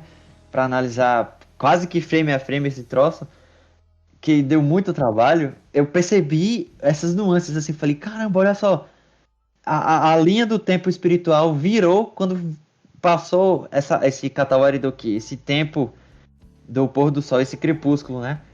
E aí o Haku aparece pra ela. Nisso, bicho. Ela eu tava vê o pensando Haku, que era tipo, os espíritos não podem lhe ver, mas era pra ela não ficar presa ali, né? Pra voltar pro mundo dela. justamente, ela tava presa, ela passou da linha no momento em que o Katawari Doki fez o cruzamento dos mundos, né? Que o Katawari Doki tem alguma coisa a ver com mudança do tempo, Toki de tempo e tal. Mas eu não sei a tradução exata, mas é alguma coisa assim. Aí ela tá presa dentro do mundo espiritual, não pode sair dali, tem que sair correndo, mas ao mesmo tempo os pais dela já virou porco, não tem pra onde correr. Mas quando ela tá correndo pela cidade, pelas casas, pelas ruas, enquanto aquelas manchas pretas estão se movimentando, tem várias mensagens escritas na parede, tem vários letreiros, tem várias vidraças. Tem, por exemplo, quando ela tava andando pela cidade, tem uma placa que tem escrito Se Arimasu, que é tipo, existe vida. Só que ela não vê essa vida porque não virou o mundo espiritual ainda, né? E tem várias referências a olho. Como se os espíritos estão olhando você o tempo inteiro, só que você não vê eles. Que é o hiragana me, que significa olho. Tem vários escritos, me, em todo canto aqui, que é olho, olho, olho. Tem uns que são... Tem umas estruturas de madeira que são olhos, que tem me, em 4 partes, assim, do lado de cada um desses olhos. E é muito interessante isso, que eu só percebi também depois de ter estudado japonês, ter aprendido e tal. que quando eu era criança, óbvio que eu não fazia a menor ideia. E agora vendo isso, eu fico, caralho, olha só. Tem várias placas dizendo que tem coisa viva ali. E tem olhos observando ela o tempo inteiro. Enquanto ela tá andando com os pais ali naquele lugar que tá aparentemente abandonado, né? Embora tenha comida, que é muito estranho. E aí depois quando ela tenta voltar, tudo isso surge de uma vez, né? Entre aspas, a vida espiritual existe ali. Aparecem os espíritos, o pessoal começa a desembarcar dos barcos e começa a frequentar a cidade. A comida que era dos espíritos, os pais dela são castigados e tal. E é muito interessante. A ganância dos pais dela também de querer consumir qualquer coisa, de qualquer jeito. Qualquer coisa tem cartão de crédito, é só pagar, é só parcelar. Tipo assim, é uma barca só, na verdade, é uma única barca que traz todos os yokai. É bem interessante que os pais dela têm aquela coisa da gula e do dinheiro compra tudo, né? Não tem problema, a gente come, a gente se empanturra aqui, tá tudo certo. E eles são castigados por isso. O sem rosto não tem personalidade própria, então ele quer absorver a personalidade de todo mundo ali ao redor, inclusive a da Chihiro, ele absorve todo mundo.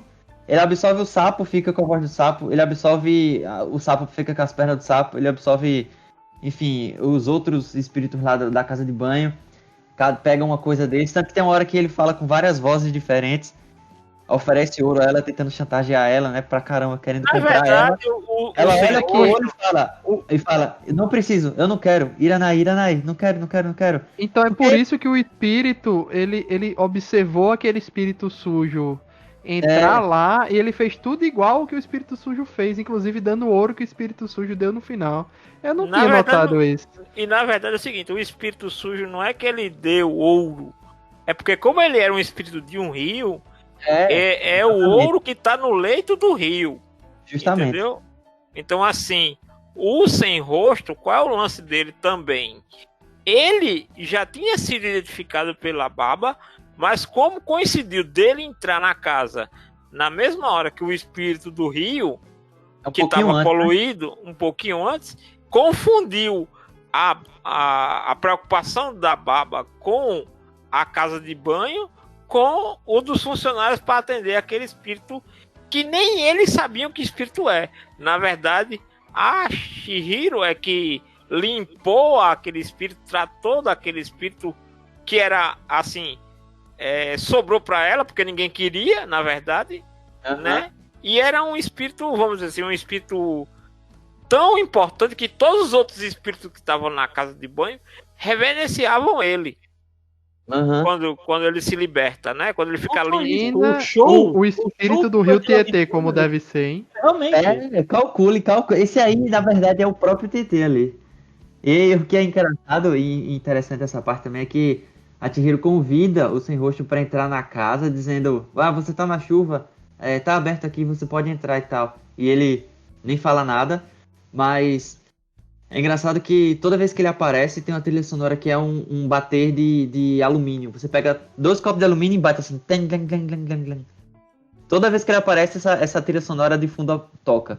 Desde o primeiro momento, quando ele entra na casa, quando ele entrega as fichas pra ela colocar na cordinha lá.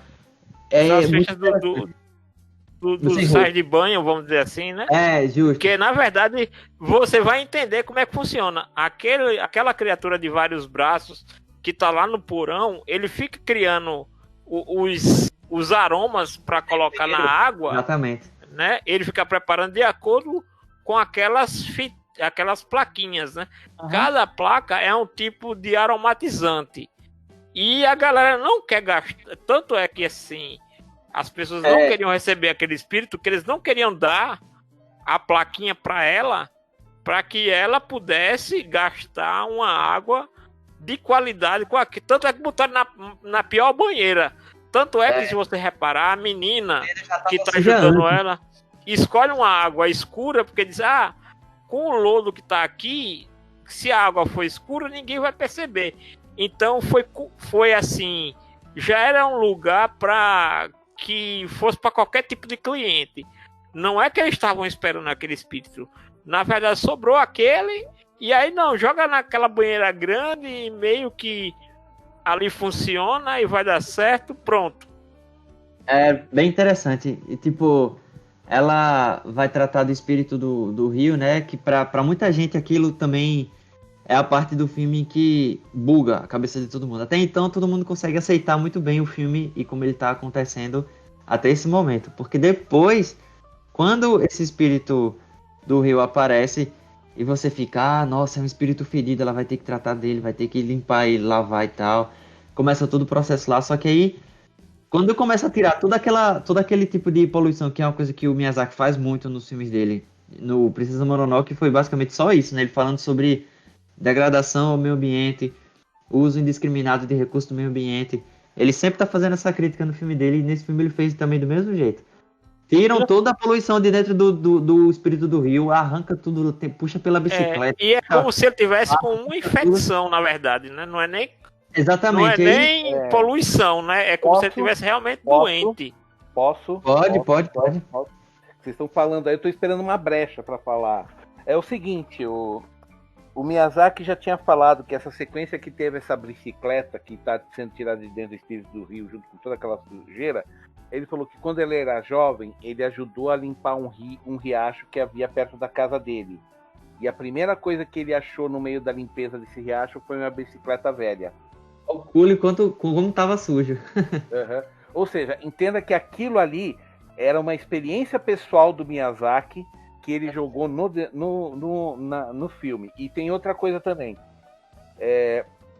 Vocês podem ver que o filme todo é baseado na mitologia shintoísta, não budista. Shintoísta, total. Aquele que negócio é que atribui espíritos e deuses para várias coisas, né? Cada caminho tem um espírito guardião, cada rio tem um espírito guardião, floresta, dragão, e todos os yokais ali são todos do folclore japonês. Todos eles têm lá. Eu vi lá os ciclopes japoneses, eu vi os sapos, bem. O sapo daquele jeito eu não tinha visto. Eu conheci o Kappa, né? Que é uma criatura que é meio o sapo, né? Mas o Miyazaki só se baseou em shintoísmo para jogar as coisas. Porque, vamos admitir que para um anime de fantasia o shintoísmo é muito mais interessante do que o budismo, né? Tá? Completamente. Por que não tem um Kappa em A Viagem de Chihiro? Porque é o seguinte, o Kappa, ele já é uma criatura dos rios. Já é um yokai dos rios. Então pra que um yokai do rio vai tomar banho numa casa de banho? Boa dedução, Janúncio. Parabéns. Talvez porque de repente a escolha porque dele assim, aí você vai dizer Não pode sair jogando os capa aí, Janúncio. Tá jogando. É porque o Kappa também tem um lance que ele tem tipo um pequeno lago na cabeça, então não pode a água dele que ele carrega na cabeça não pode transbordar. Também tem um detalhe desse. Então o Kappa ele tem um orifício na cabeça dele que tem água e essa água não pode transbordar, entendeu? Tem uma parada assim. Eu não sou a pessoa mais entendida em folclore japonês, porém eu lembro desses detalhes, entendeu? Três coisas que chamaram muita atenção. Primeiro, sem rosto, porque me lembra um post clássico de uma criança que vai pra escola fantasiada de sem rosto e as outras crianças ficam chorando quando eu acho muito bom. Pra mim é o melhor meme do sem rosto que existe, é esse da criancinha. Não, tem uma história muito boa. Vários dele, né? Que Qual é o nome daquele cara do programa Andando de moto? Caçadores de Mitos? Posso falar desse? Savage. Posso falar desse? Tu sabe a história do Savage com o sem rosto? Não, eu já ia incluir isso agora, se você me permitir. Pronto. Pode contar, Denison. Tá. Tem um antigo apresentador de programa da TV a cabo, que era lá os Caçadores de Mito, entre eles o Adam Savage, que era um dos caras que trabalhavam com produção de maquinário para cinema, para efeitos especiais. Depois que terminou o programa, ele foi fazer várias coisas avulsas no YouTube. Entre elas, ele gostava de fazer alguns cosplays e participar de eventos. Teve um específico que ele fez de sem rosto e ele treinou o andar, treinou a pose. Ele fez assim pepitinhas de ouro na mão para oferecer para as pessoas. Uhum. E ele percebeu um detalhe. Quando ele deu para uma pessoa, a pessoa ficou toda contente, toda feliz. Aí ele voltou a andar no evento, só que ele reparou que a primeira pessoa que ele deu o ouro voltou, devolveu a pepita para a mão dele, quando ele percebeu. Foi aí que ele disse que entendeu a diferença entre estar fantasiado e fazer um cosplay. Ele só foi entender isso depois. Entendi a história. Deixa eu terminar que eu não entendi, não. Então, vamos lá. Calma, vai lá. Ele deu aquela pepitinha de ouro pra pessoa, a pessoa ficou super feliz porque estava encontrando o personagem de um desenho super querido e etc. Só que alguns minutos depois a pessoa volta e dá o ouro de volta na mão dele, vira de costas, levanta os dois braços e vai embora. Como assim? Nossa, me livrei de alguma coisa. Aí ele pensa, ele se lembra. Gente, agora que eu tô vendo no filme de A Viagem de Chihiro, quando você ganha o ouro do sem rosto, é um sinal de má sorte, é uma coisa ruim.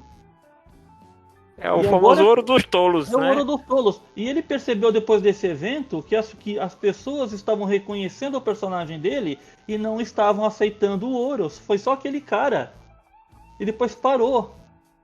Ele fez uma apresentação ao vivo, acho que foi um TED, alguma coisa assim, chamada Minha Carta de Amor ao Cosplay. Isso, é um vídeo que tem, você pode procurar, é excelente esse vídeo. Excelente, eu já postei na Animax umas 2 vezes isso, eu tô pondo aí pra vocês verem no link, tá, de toda a história e do vídeo dele. Não sei se esse vídeo tá em português. E começa contando desde quando ele era criança que ele fez o primeiro cosplay dele, não, que é pro dia do Halloween, né? Que ele foi pra escola com a armadura inspirada naquele filme Excalibur, a Espada do Poder, né? Uhum. Aí que dessas histórias, interessante. Aí ele foi pra escola com aquela roupa e ele desmaiou por causa do calor, né? E ele acordou em casa, né? Por causa dessa armadura que ele fez. É que ele fez a armadura mesmo, de metal e assim, virou um forno. Uhum. Tem um outro que aí não, aí depois ele virou o hábito dele ir pra San Diego Comic Con. Eu acho que ele foi dos primeiros caras, assim, celebridades a irem pra Comic Con como cosplay e ninguém reconhecer ele.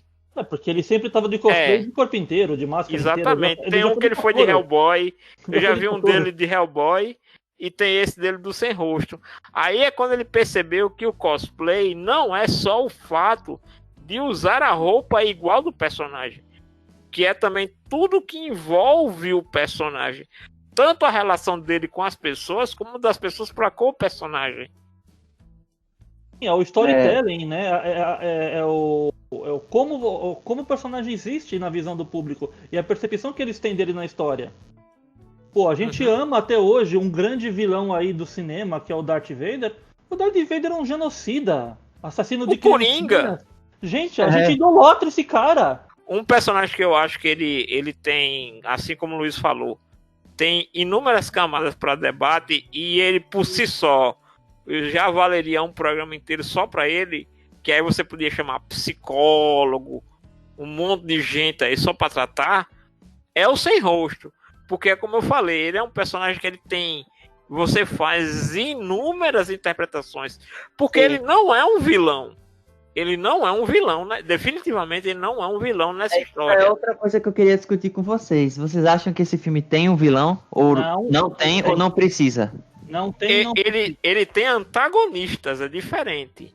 Ele não tem vilões. Mas em que momento o antagonista é antagonista? Porque o próprio Haku se comporta diferente quando tá diante da Yubaba perante a Chihiro. Ao mesmo tempo também que o Sem Rosto, sendo, entre aspas, fazendo maldades ao longo do filme inteiro, no final, acaba terminando fazendo crochê junto com a Zeniba, acaba ficando por lá.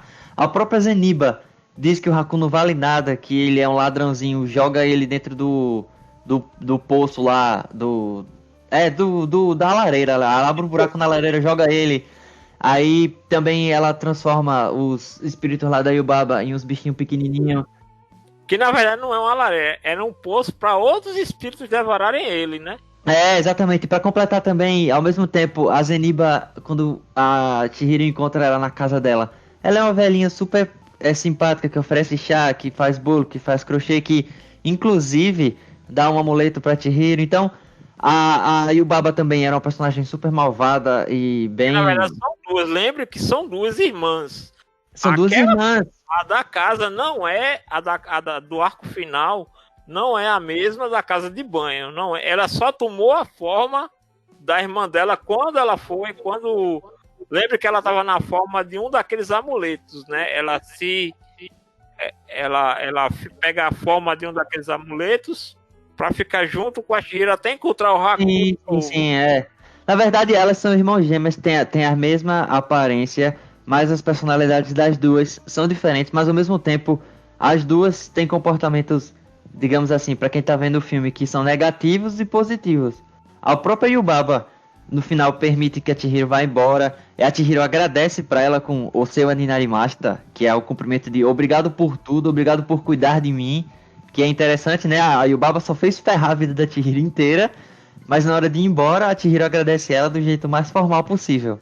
Que isso é interessante também. Mas aquelas duas, elas foram criadas, assim como o bebê gigante, as três cabeças, aquilo ali é criado por filme ou é algo que vem da cultura? Tem referência à cultura, eu não sei qual, mas provavelmente tem. Só que ao mesmo tempo também aquelas cabeças ali, ninguém sabe o que é, né? Tá ali de repente, aquele mosquitinho que é um pássaro, mas ao mesmo tempo, quando diminui, fica parecendo um mosquito pequeno. Que tinha é um corvo que faz barulho de mosquito, né?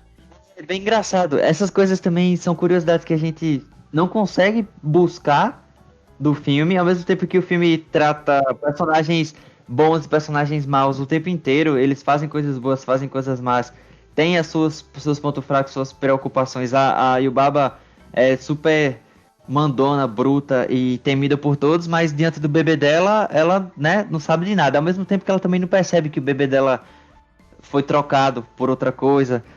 Então, assim, o filme não tem um vilão, não tem um personagem mau pra derrotar, não tem uma batalha a ser vencida, não tem um objetivo até, porque a Chihiro quer voltar pra casa com os pais dela de volta, né? Mas ao mesmo tempo, você descobre que os pais dela aparentemente não estavam lá, ou voltaram, tipo, eles foram transformados em porcos, mas na hora de voltar a encontrar os pais, eles já estão lá. Tipo, você não vê os porcos virando de volta. Você se pergunta se o filme é uma viagem, é um sonho, alguma coisa assim, porque o tempo passou e só ela percebeu.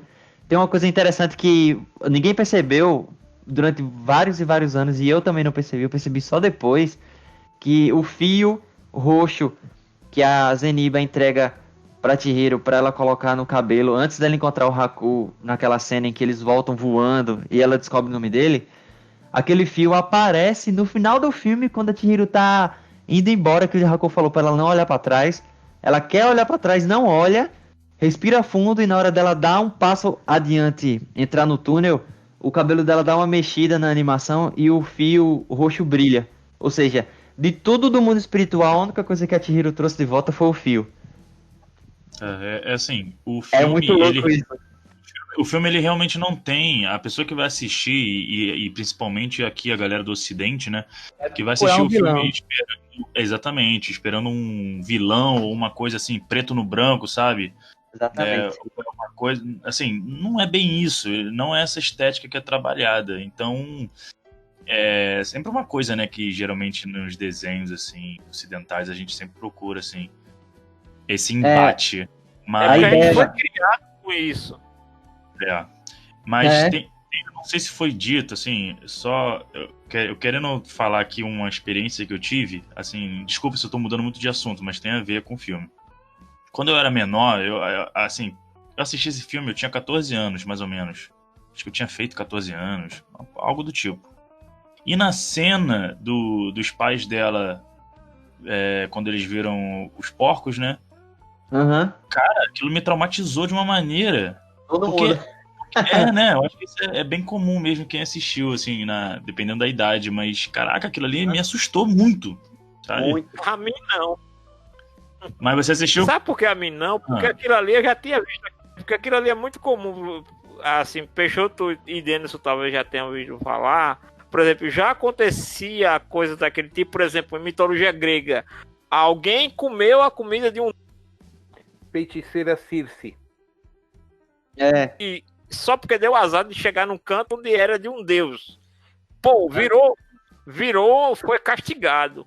não é nem. Tem, É a estética mesmo, o visual, né? Isso, é isso aí que o Bruno tá falando. Beleza, esse tipo de coisa já aconteceu em outras obras, mas a forma que o Miyazaki Mostrou retrata isso. todo o mérito que ele merece, sabe? Tem toda uma estética, fotografia. Tinha uma parada muito realista, sabe? Sim, Uma parada muito realista. uma coisa que eu quero destacar, uma coisa que eu quero destacar é que a animação do nojento, o Miyazaki consegue fazer de um jeito muito brilhante. Eu não consigo ver, ainda hoje, algo nojento ser representado de uma maneira tão perfeita. Por exemplo, quando eles estão comendo lá o molho das comidas que escorre pela boca, o fato do espírito bater com aquele negócio de matar mosca na cara do porco, o porco cai, aí o pote de comida cai, a textura do molho da comida cai em outra comida que cai com vidro no chão. E o fato do porco, eu não sei qual é o barulho que o porco faz. Ele ruge, ele ronca, não sei. Mas o porco dá aquele rugido e a baba do porco sai da boca, junto com um pouco de vapor do hálito do porco, sabe? O fato do sem rosto que comeu todo mundo. Me lembrou o javali também. O javali de Mononoke. Porque no javali de Mononoke até remela no olho ele tem. Então, o sem rosto correndo pelo lugar, vomitando o pessoal e a parte de trás dele melecando tudo, com um negócio que parece um petróleo. Não sei, você não acha nada ao mesmo tempo no mundo real para comparar, mas o seu arcabouço de referências mentais de tudo que é nojento e grotesco e feio se identifica com o que você tá vendo no filme inteiro. Então essa parte dos pais dele virarem porcos é um negócio tenso. Parte do meu TCC foi uma pesquisa que eu apliquei com pessoas do curso de mídias digitais, que foi onde eu me formei, do primeiro período. Então eu tenho 27 anos, mas eu apliquei essa pesquisa com gente que tem de 17 a 22, mais ou menos. Geralmente a maioria tinha 20. E aí o que aconteceu? Eu coloquei eles para assistir o filme, do início ao fim. Depois eu apliquei um questionário com 6 perguntas, sendo 4 objetivas e 2 qualitativas para que elas respondessem livremente, enfim, com o que elas quisessem. E aí foi bem interessante. Durante o filme inteiro eu acompanhei a reação das pessoas e vendo e tal, e assim, várias horas o filme causava exatamente o que tinha que causar. Em alguns momentos eles se perguntavam que tinha alguma coisa estranha, que tinha alguma coisa errada. Horas em que era para ver emoção, ouvir risada, e eu consegui perceber bem que existe um contraste bem interessante, assim, de pessoas que estão acostumadas a uma narrativa mais ocidental, se deparar com o filme, às vezes não entende nem 1% do que o filme quer mostrar, porque o filme também não é exato. Ele não diz uma mensagem, esse filme é sobre o meio ambiente. Não. Esse filme é sobre o amadurecimento da menina. Não.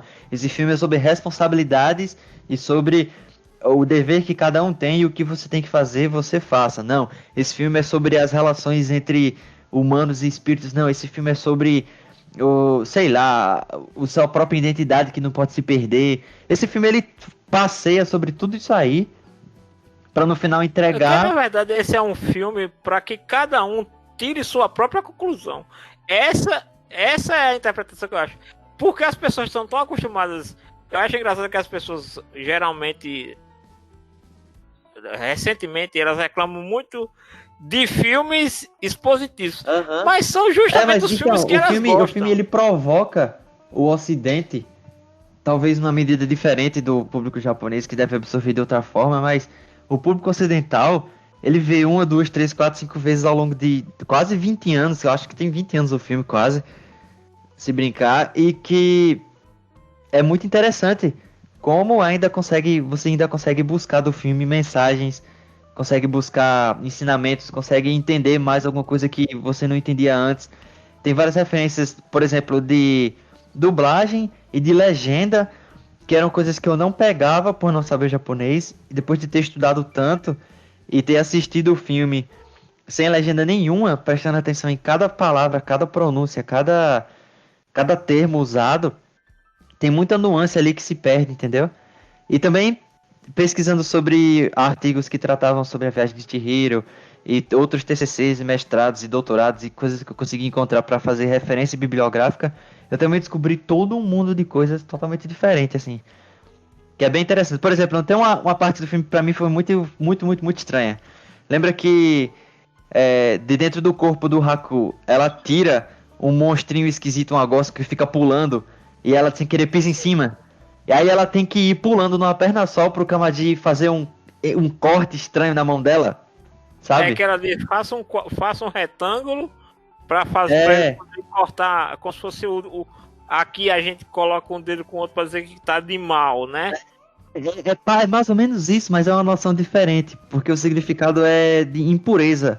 Aquele selo, aquele bichinho esquisito que a Zenibia tinha colocado, ele é impuro, e como a Chihiro pisou em cima dela e melecou o pé, é meio que teve contato com algo impuro, entendeu? E aí ela fez um selo para que o Kamaji pudesse cortar, para desligar o corpo dela, aquela impureza que ela tinha tido contato, sabe? Alguma coisa assim. Tem a ver também com o fato dos japoneses terem problemas com quem lida com morte, sabe? O açougueiro era considerado impuro. O cara que mexe com a cremação de mortos lá também é considerado um sujeito impuro. E essas pessoas que lidam com morte, lidam com corpos, lidam com defuntos e essa parte toda relacionada à negatividade da morte eram consideradas pessoas impuras, assim, de você não tocar, de você não ter contato. Então, tem todo um negócio que esse filme você só absorve depois que você tem que pesquisar muito pra descobrir, sabe? E ver outros estudos de outras pessoas também. Porque isso daí, né, entenda-se, é um desenho que foi feito focado primeiramente no público japonês. Com certeza, com certeza. Então é só com a cultura japonesa. Só se usa coisas da cultura japonesa, né? Acontece de ele conseguir atingir as pessoas pelo carisma que ele coloca, pela trilha sonora, pelos espaços vazios, pelo respiro que tem na obra, pelas mensagens que ele traz. E porque depois que o filme acaba, eu, pelo menos quando eu era criança, né, a primeira vez que eu vi, eu passei o dia inteiro pensando sobre o filme. Pensando o que foi que eu vi. Pensando o que eu assisti, o que... Sabe, é muito estranho. É diferente de todos os desenhos que eu já vi, diferente de todos os animes que eu já vi. É porque, na verdade, não tem um fim. E aí foi por causa dessas questões todas que quando eu fui fazer meu TCC, conversando com o meu orientador Alberto, do curso de mídias, eu falei pra ele, professor, eu quero trabalhar sobre narrativa, só que eu quero trabalhar sobre narrativa de animes. Eu tava pensando em trabalhar... Alberto Pessoa? Alberto Pessoa, exatamente. Eu conheço de velhos carnavais. Pois bem, aí tava conversando com ele sobre isso, aí eu falei, eu quero trabalhar de repente com a jornada do herói, que é a narrativa mais comum que todo mundo já tem uma noção, já trabalhou Hollywood várias vezes, todos os filmes da Disney basicamente, tem Harry Potter, tem, enfim, quadrinhos, a gente consegue identificar até mesmo em anime também, e tem vários aspectos já conhecidos, eu queria trabalhar de alguma maneira alguma narrativa de Digimon com a jornada do herói. E trouxe isso pro orientador, criei meio que um pré-projeto para ele, mas ele falou, jornada do herói, eu não tenho nada contra, eu uso, estudo, já publiquei artigos sobre isso e tudo mais, mas tá muito batido. Todo mundo fala da jornada do herói o tempo inteiro, tem muitos artigos sobre isso, já tem mestrado, doutorado, pós, todo mundo já conhece esse assunto. Você não tem nenhuma narrativa diferente para tratar. Aí eu lembrei que eu li um artigo da Rayana, que é uma amiga de Portugal. Também, assim, tudo que eu sei de Digimon, eu aprendi com ela. Eu digo isso porque ela é incrível de pesquisar as coisas. Ela estava discutindo sobre por que Digimon Adventure Try era muito odiado pelo ocidente, por ser uma trama que aparentemente não tem objetivo nenhum, gira em vários assuntos, mas não foca em nenhum, não aprofunde em nenhum. E por que o ocidental acha tão estranho. E ela começou a discutir sobre uma narrativa Kisho Tenketsu, que é dividida em 4 atos, que ela não é linear como a jornada do herói, ou como outras narrativas, mas que ela é cíclica. A jornada do herói também é cíclica, mas é de um jeito diferente. E o Kisho Tenketsu, ele não tem fim, e ele não recomeça. É uma narrativa que gira em torno de um personagem, de uma trama principal, mas que bate em vários assuntos ao mesmo tempo, e é dividido em 3 atos, ou 4 atos, como normalmente as narrativas ocidentais são divididas em 3. E aí ela colocava no final desse artigo vários links externos para, enfim, pesquisas e tal. Aí eu falei para ele, professor, tem uma narrativa que eu ouvi falar que é Kishou Tenketsu, um negócio assim. Eu não sei muito sobre ela, não pesquisei, mas será que daria para trabalhar e tal? Ele falou, ó, nunca ouvi falar nisso na minha vida, mas o seu TCC vai ser sobre isso, que já que ninguém ouviu, você vai fazer um negócio diferente. Aí eu me ferrei, porque eu tive que pagar a disciplina TCC 0, TCC 1, TCC 2, TCC 2, TCC 2 prorrogação para terminar. Meu Deus. Foi assim, eu terminei todas as TCC disciplinas. 4, Shippuden. TCC, Evolution, tudo. Eu terminei, assim, o curso inteiro ficou 98% do curso completo, faltava 2%, e isso era só o TCC, que tinha que terminar, que eu não tinha terminado. Então eu deixei tudo pra trás, depois que eu zerei o curso, deixei o boss pro final. Muito complicado.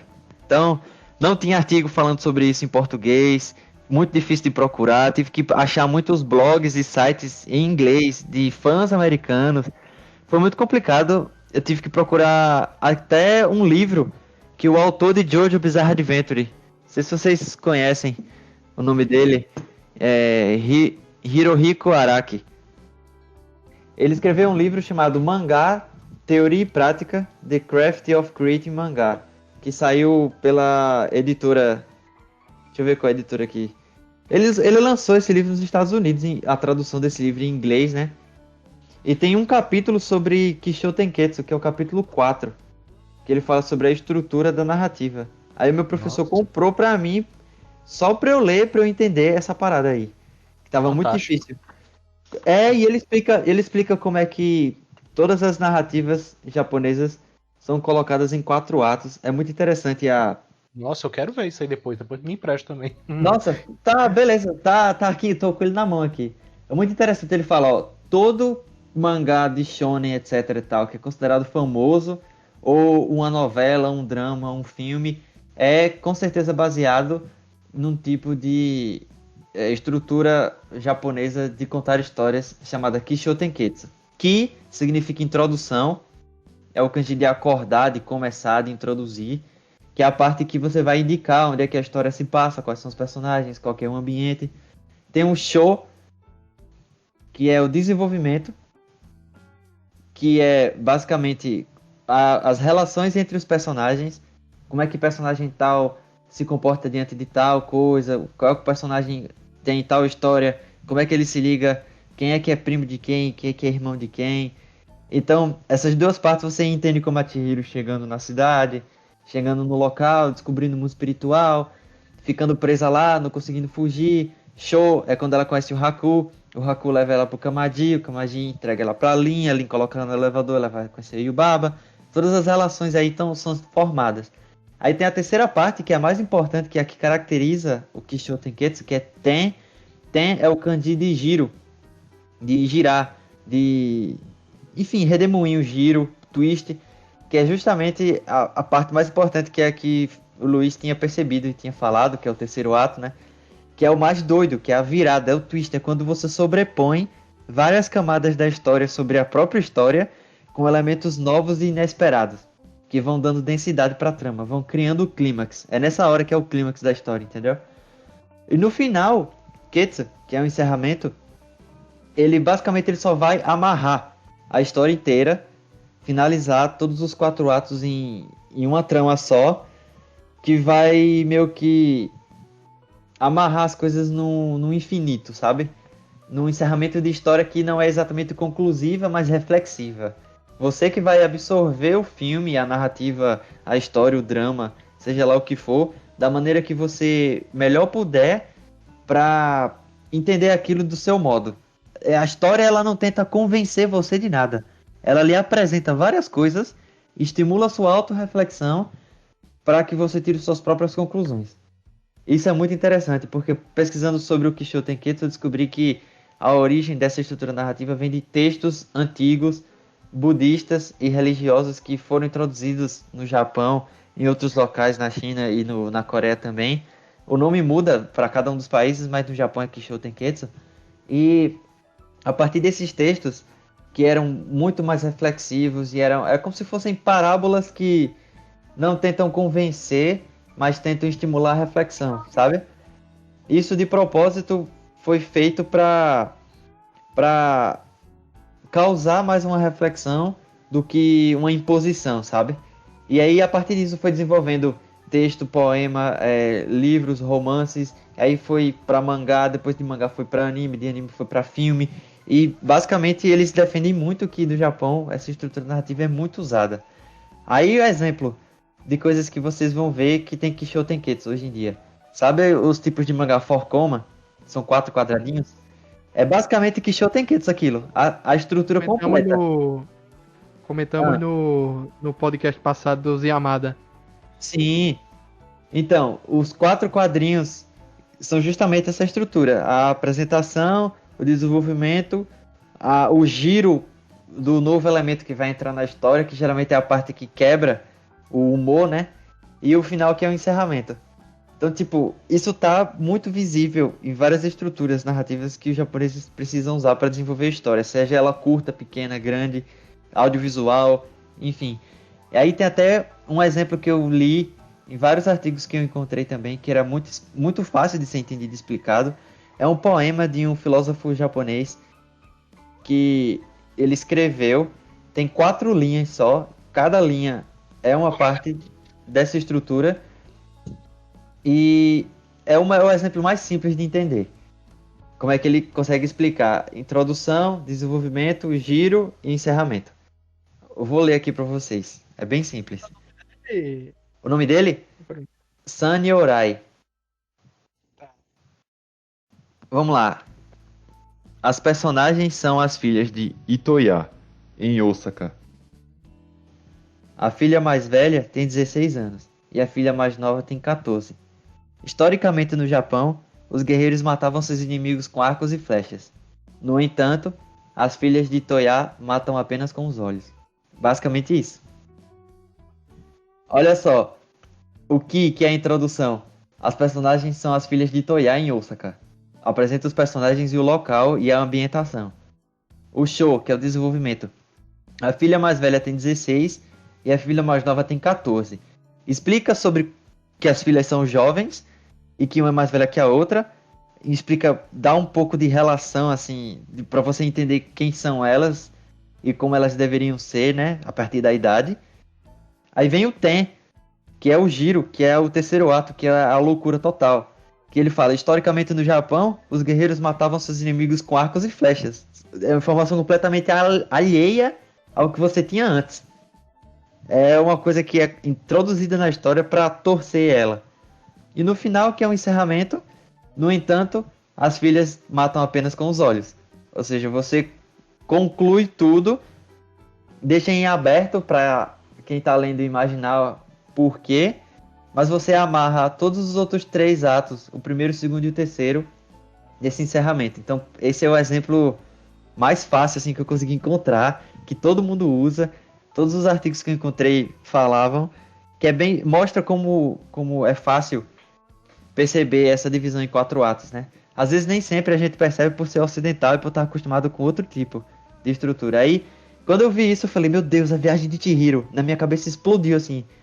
Eu pensei, essa estrutura narrativa, ela explica algumas coisas que pra mim não eram tão claras, sabe? E a Viagem de Chihiro, que era um filme que eu assistia várias vezes e que eu sempre vi quando era criança. Comprei o VHS, comprei o DVD, alugava e tal. E eu nunca consegui entender muito bem.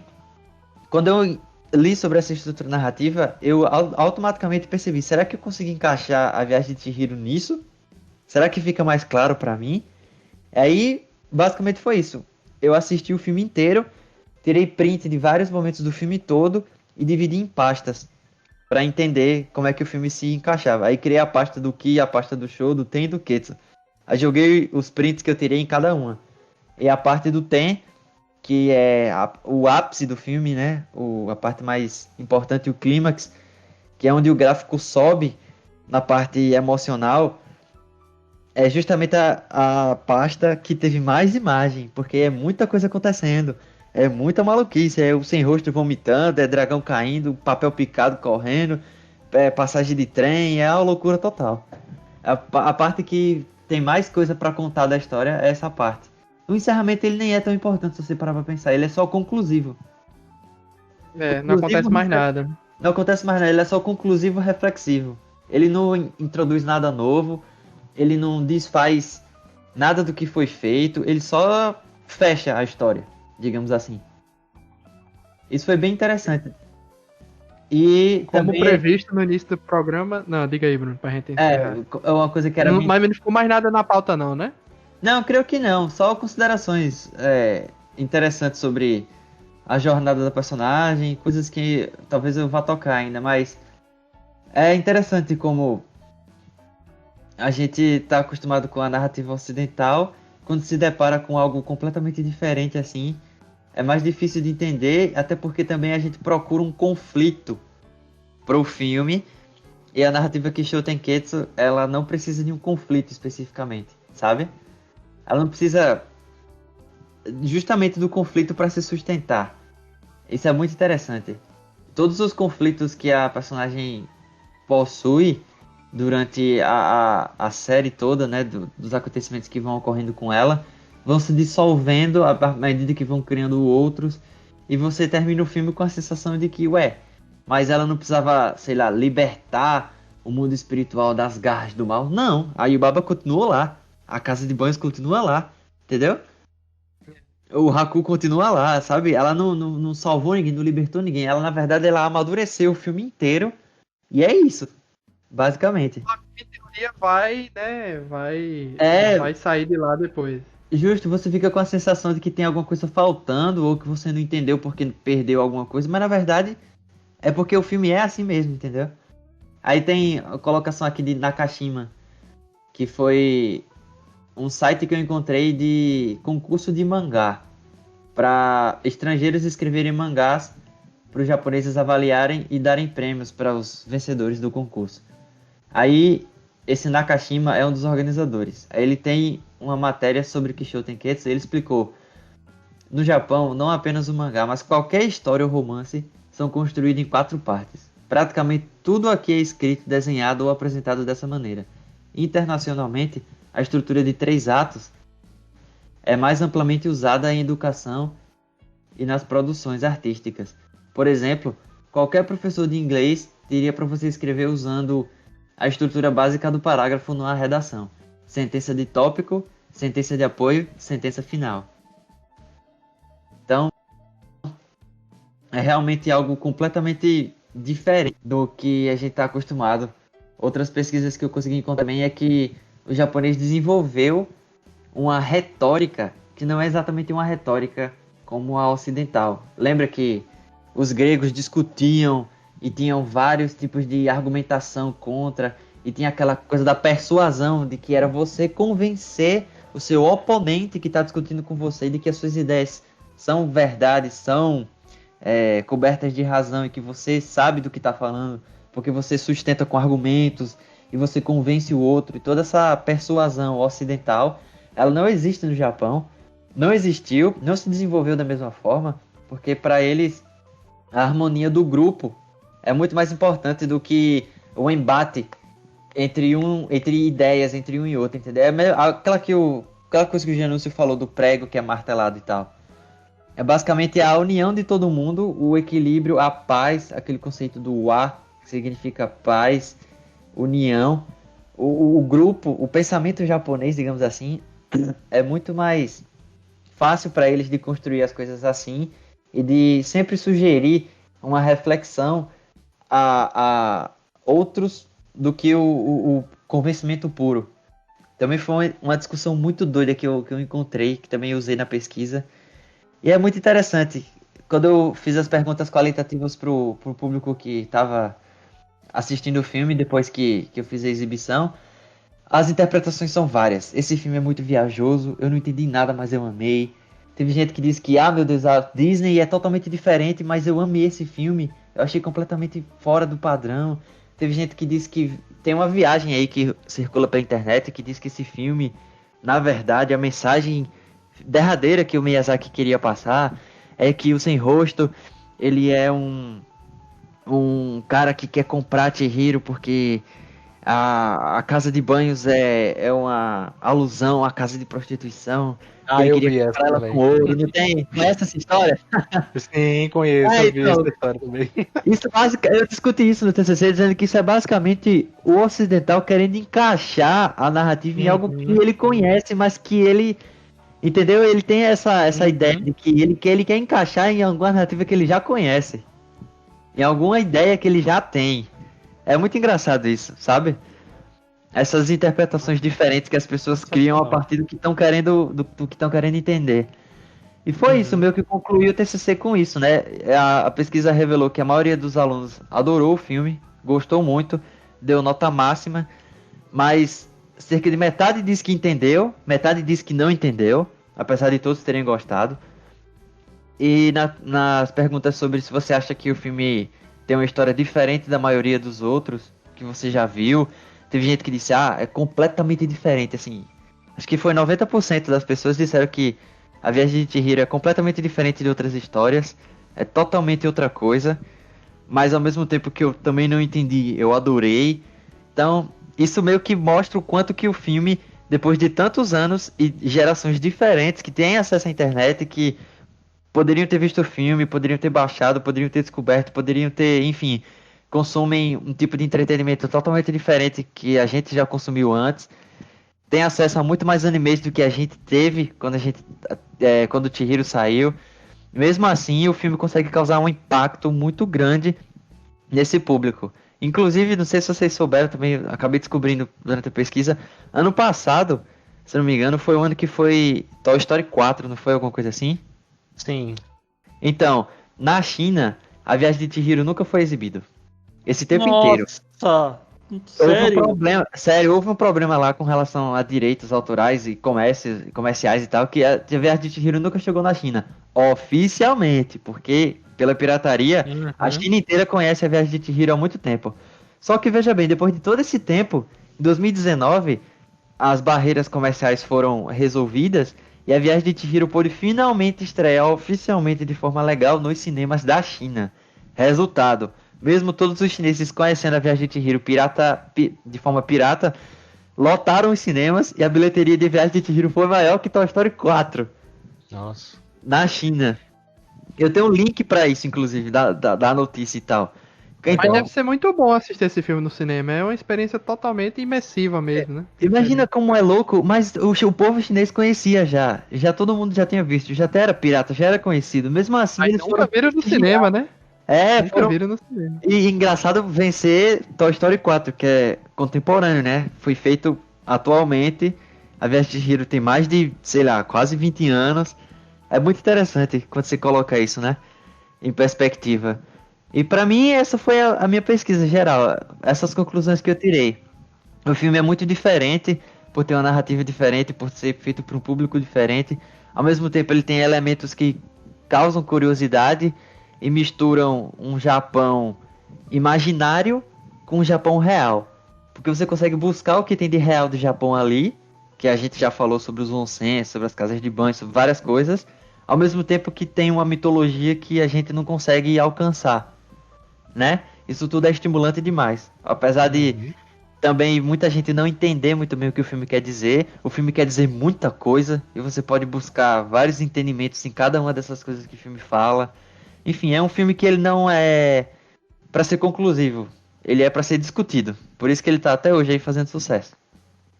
Pô, Bruno, muito Nossa. obrigado aí por você vir compartilhar conosco aí sua pesquisa. Não, foi Sobre uma esse aula, filme. foi parabéns. Valeu. Eu não sei se você tem interesse na área acadêmica e seguir adiante, mas dá um mestrado também isso aí, viu? Nossa, foi o que os meus orientadores me falaram também, que Dá eu uma podia baita pesquisa de mestrado. aprofundar, mas eu não sei o que eu vou fazer exatamente, porque, enfim, eu acabei de me formar, tô interessado só em me acostumar com a situação atual, né, em relação ao trabalho e tal. Lança Então, um livro, A Viagem de Chihiro para Leigos. Então, já houve uma proposta do professor de conversar sobre lançar um livro para uma editora acadêmica, alguma coisa assim. Eu não sei como é que vai ser, porque eu curiosamente não tenho o hábito de ler livros, então é muito estranho eu lançar um livro sendo que eu nem leio. Mas eu vou estudar essa questão. Por isso que eu tava pensando muito sobre... Pô. Hã? Você já viu, produz, mas não consome, é uma regra básica. Então, é tipo isso. Foi muito doido pesquisar sobre esse TCC, porque eu queria trabalhar uma coisa e foi pro outro lado que eu não conhecia. Pesquisas no Brasil são pouquíssimas, você acha muitas coisas que tocam perto pela tangente, mas não se aprofundam. Eu não achei nada relacionando. O meu trabalho foi complicado porque eu tive que fazer essa coisa de achar o link, achar a ligação entre. As pessoas gostam muito desse filme, mas não entendem muito bem. A narrativa desse filme é conhecida, mas não é entendida. As pessoas falam sobre.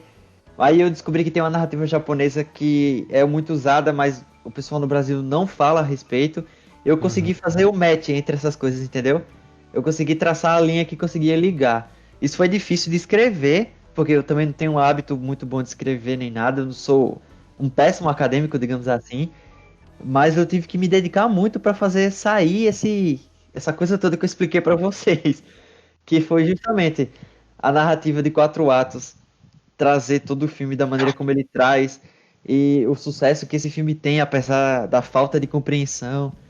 São questões que me abalaram por ser um fã que estava tentando entender esse tempo inteiro, e que eu acho que é importante, justamente o que a internet está fazendo hoje, que você falou, a questão dos streams e do Japão não produzir produtos para o Ocidente, mas ocasionalmente o Ocidente se interessa. Hoje em dia a gente tem essa fusão muito engraçada, que é narrativas completamente orientais e pensadas para o público oriental, causar impacto no público ocidental, que tenta entender sem ser explicado, sabe? Você tem que sacar da melhor maneira que pode. Isso é muito doido. A gente tem acesso hoje a culturas diferentes, a narrativas diferentes, formas de contar histórias diferentes que a gente nem imaginava. Eu acho isso muito, muito importante, muito plural. Muito bem. Então, não só Bruno, obrigado também aos amigos aí que compareceram a esse programa, Alan, Denison, Felipe Greco, Janúncio e Peixoto. Lembrando, próximo programa, O Reino dos Gatos. Muito obrigado, pessoal. Valeu a oportunidade. Queria fazer um adendo legal. só pela primeira vez aqui, quando o Chihiro passou no Brasil, foi em 2020 e 2002, numa exibição do Animamundi, em São Paulo. Era uma exibição agendada, era uma exibição que você tinha que pegar com uma semana de antecedência, se possível. Ingressos para cada sessão de 2 horas começavam às 18. Quando eu fui com meus amigos para lá pegar, a gente conseguiu o ingresso para uma versão estendida de horário, porque o filme já estava 2 semanas fazendo um largo sucesso. Foi na época que trouxeram também Vampire Hunter D e outras coisas. Foram 400 obras exibidas e eu estava para assistir às 3 da madrugada. Meu Deus. Aí nós ficamos ali da região da Paulista, da Augusta, esperando. 1h30 depois veio 2 amigos lá e falaram: gente, a gente tá com a sessão da meia-noite aqui. Tá tarde pra gente, vocês querem? A gente pegou. Exibimos era um teletipo que fazia a legenda. Sabe aqueles negócios de ônibus que passam o letreiro do itinerário? A gente assistiu num negócio desse, a legenda. E foi impressionante ver aquela narrativa naquela época. Eu ainda não conhecia tanto do desenho animado japonês, já sabia o que era os filmes do Ghibli, já era fã deles específico. Mas, gente, a surpresa de ver isso sendo contado, essa história que não é exatamente uma história infantil, ela tem um limiar tão estranho, tão fora do convencional. Você pode assistir com qualquer idade, a história vai tocar você em algum momento. Tá? E ela é super interessante nesse ponto, porque ela não necessariamente é aquelas histórias aventureiras americanas que a gente vê, que os jovens estão sempre em perigo, o perigo é super devastador, vai acabar com a vida deles, é terrível o resultado, só que sempre tem alguma coisa que resolve para elas. Sempre tem um deus ex machina, um magic negro, alguma coisa que entra ali e tá tudo bem. Em Viagem de Chihiro, você vê ela resolvendo as coisas com a ajuda de alguns amigos, com algumas situações favoráveis. Mas, gente, é ela lutando para fazer as coisas. ela se empenhando para estar ali no meio e as coisas acontecerem. Na verdade, sem ela ali, as coisas não rodariam de forma geral. 100% concordo. E uma última referência, só para nós terminarmos aqui. Existe um quadrinho norte-americano chamado Over the Garden Wall, que aqui no Brasil ficou conhecido como O Segredo Além do Jardim. Sensacional isso aí. Cujos autores já falaram que fizeram parte da obra inspirado na estética dos filmes do Ghibli. Se você ainda não viu, procure, tem dublado aí na internet. Já saiu de exibição.